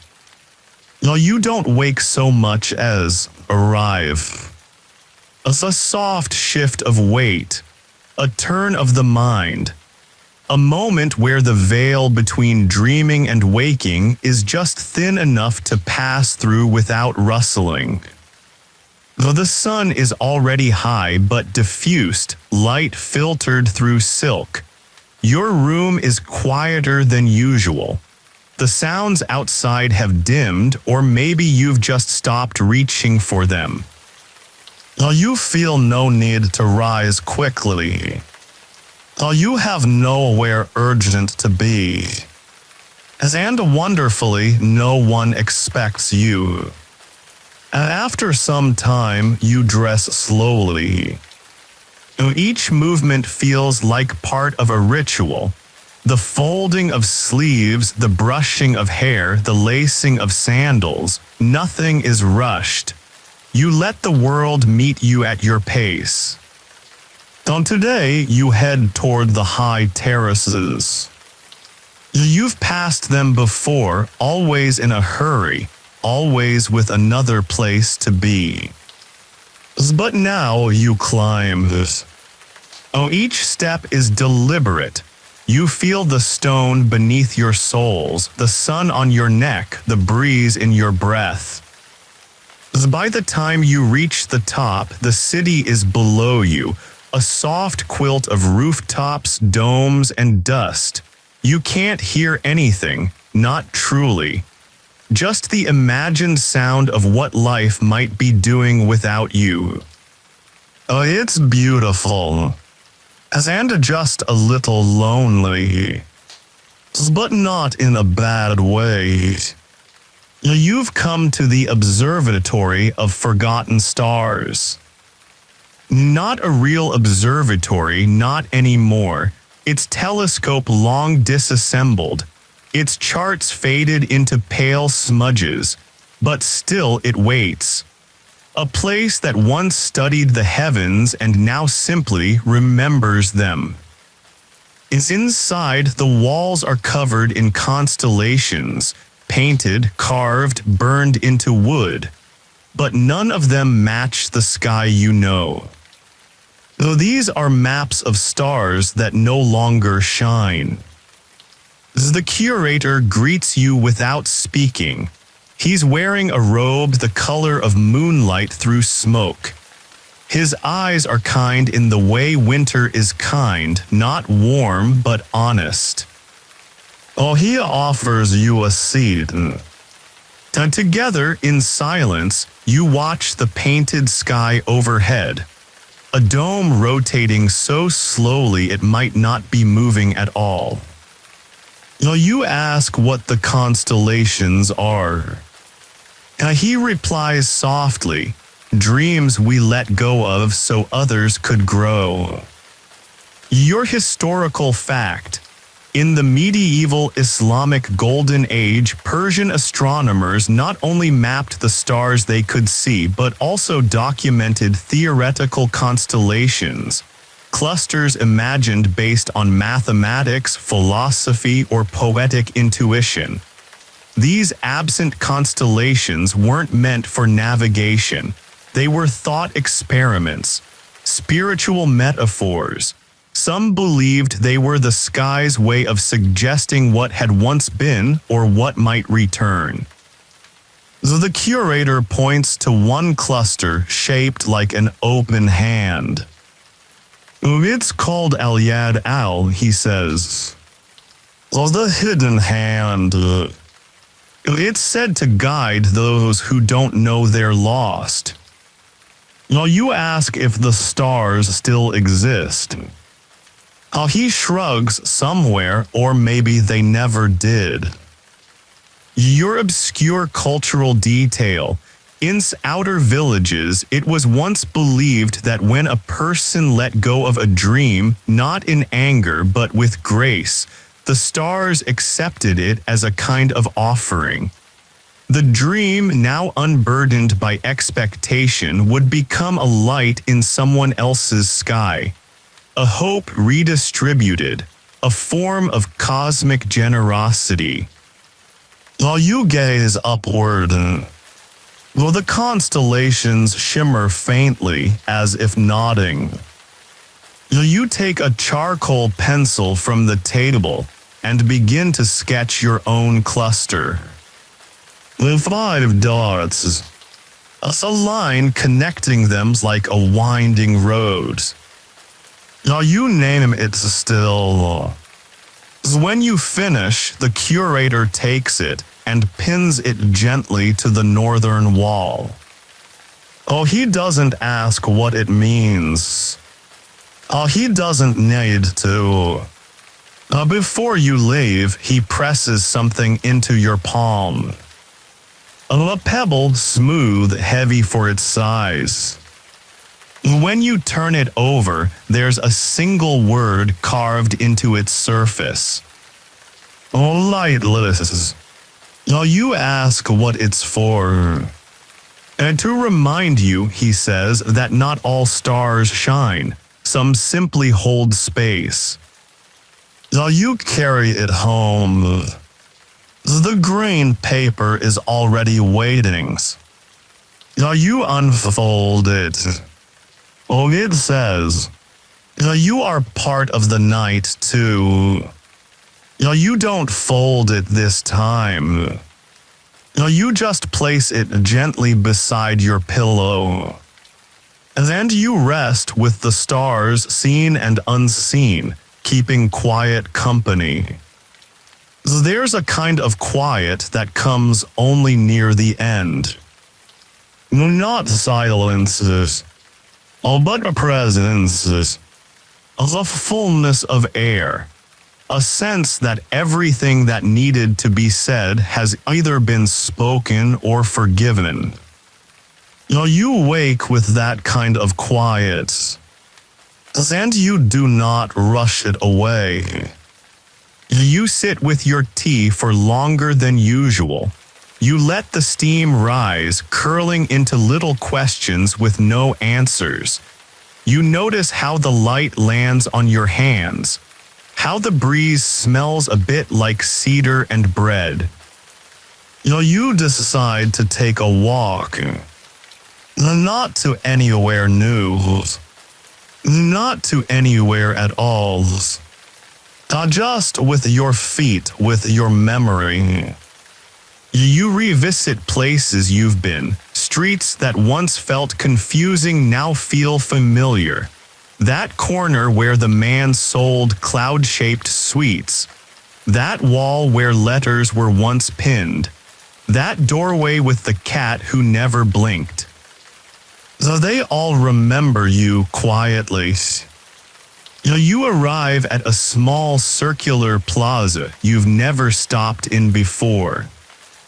In its center is a fountain with no water, just smooth stone and a carved bowl filled with folded papers. A plaque nearby reads, "Words for afterwards." While you sit on the fountain's edge, you read one paper. When you think of me, smile without needing a reason. Another. This is the version where I let go gently. Another. You didn't know it, but you were the answer I had stopped asking for. You add one of your own. You write, "I don't need to be remembered, just passed through." You fold it and place it in the bowl. The sun is warm. Your satchel feels light. The green paper is now nearly translucent from handling. When you unfold it, the message has changed once more. It's almost time. And you nod softly. Not because you're ready, but because readiness was never the point. You return to your room and begin to gather your things. The scrolls, the letters, the notes you wrote to yourself in sleep and barely understood in waking. You place them in a small pouch, but you leave the green paper on your pillow. All because some things should remain. As you prepare for one last walk through the city, you catch your reflection in the window. You look not older, not younger. Just real. Like someone who has lived in a place that understood time differently. Your final cultural detail, in the outermost temples of, there was a yearly practice called the empty departure. Pilgrims would leave behind one item, not valuable, not sentimental, but specific. Something that marked who they were while passing through. The item wasn't taken by others. It was simply left to join a growing archive of echoes. A quiet admission that we do not take all of ourselves with us when we go. You leave behind a scrap of your own. The one you never wrote on. A blank. A waiting. Just in case someone else needs a place to begin. There is a kind of morning that doesn't arrive. It simply reveals that it has always been here. Now that's the kind of morning this is. The kind where the world feels like it has been holding its breath for centuries and has just now decided to let it go gently. Now you wake with no particular thought, no task, no yearning. Now just a sense that this day, this one, is the last chapter in a book that never asked to be finished. Now your room is quiet. Now the shawl is folded, the lamp is cold. The green paper lies untouched, waiting not for reading this time, but for remaining. Now you leave it behind. You step into the streets once more, and this time they do not greet you with the cheer of familiarity or the thrill of newness.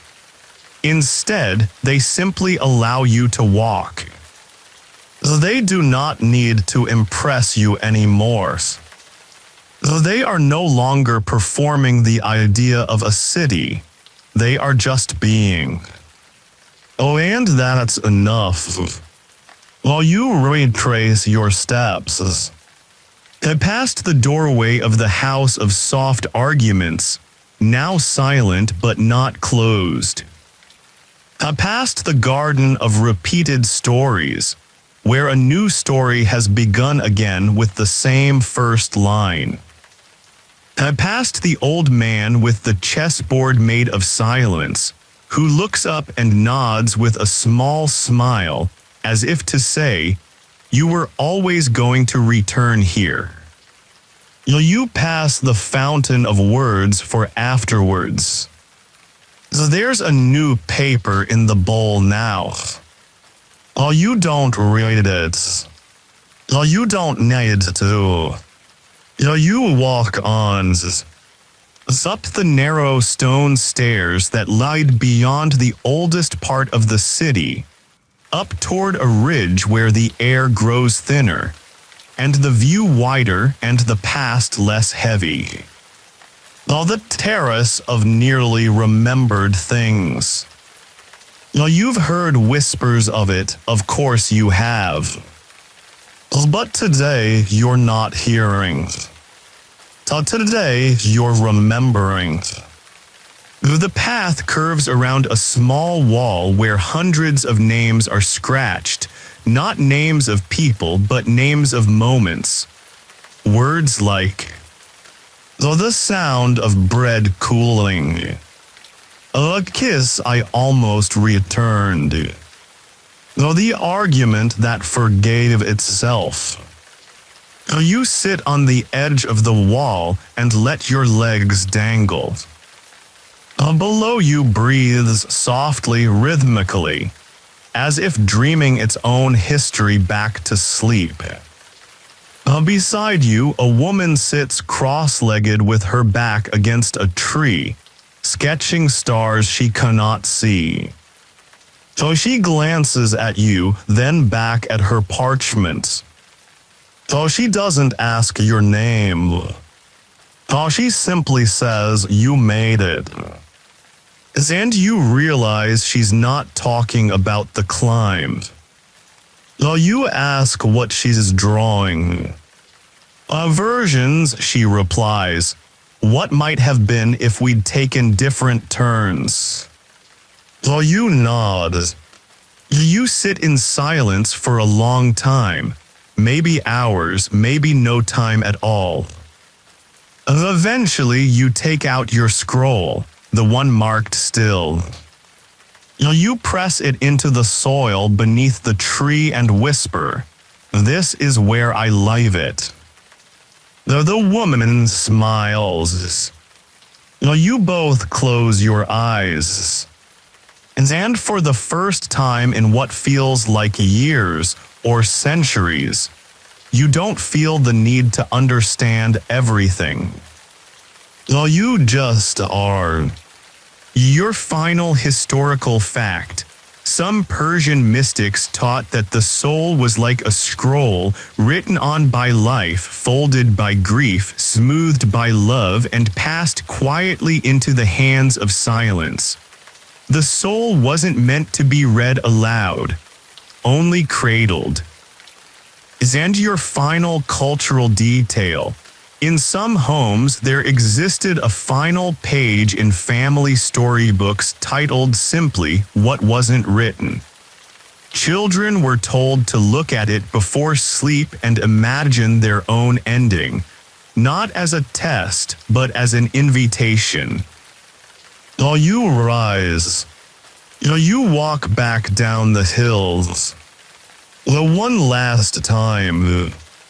Not slowly, not quickly. Just right. And now, dear traveler, we rest. You've walked the alleys of, you've touched the pages of poems that never ended. You've sat beside silent fountains and heard letters rustle like leaves in the hands of someone who almost remembered you. You've folded regrets like paper birds. You've stitched constellations out of forgotten kindnesses. You've placed your name beside memories that weren't yours but felt like home anyway. You've wandered through unfinished maps, sipped tea brewed with metaphors, and sat in rooms where stars once blinked and then quietly stopped needing to be seen. Now there is nothing left to chase. There is no new revelation waiting just around the next street corner. There is no final version of you that needs to be perfected before sleep arrives. There is only this breath. And this one. And maybe, if you're lucky, one more. You may feel your limbs soften now, that familiar warmth pooling in your chest, your hands growing still, your thoughts less like questions and more like old friends leaning their heads on your shoulder. Let the room dim. Let the night come fully. Whatever you've carried with you, letters, doubts, names, stories, they are welcome to stay or go. You don't need to sort them tonight. Tonight, you are a page being gently turned, a candle at the edge of its flame, a story that doesn't need an ending to be complete. So breathe, and fade. And know, the green paper is still there, folded in some drawer of your soul. And if ever you need it again, it will open this, and it will say, "Rest now, you were always enough."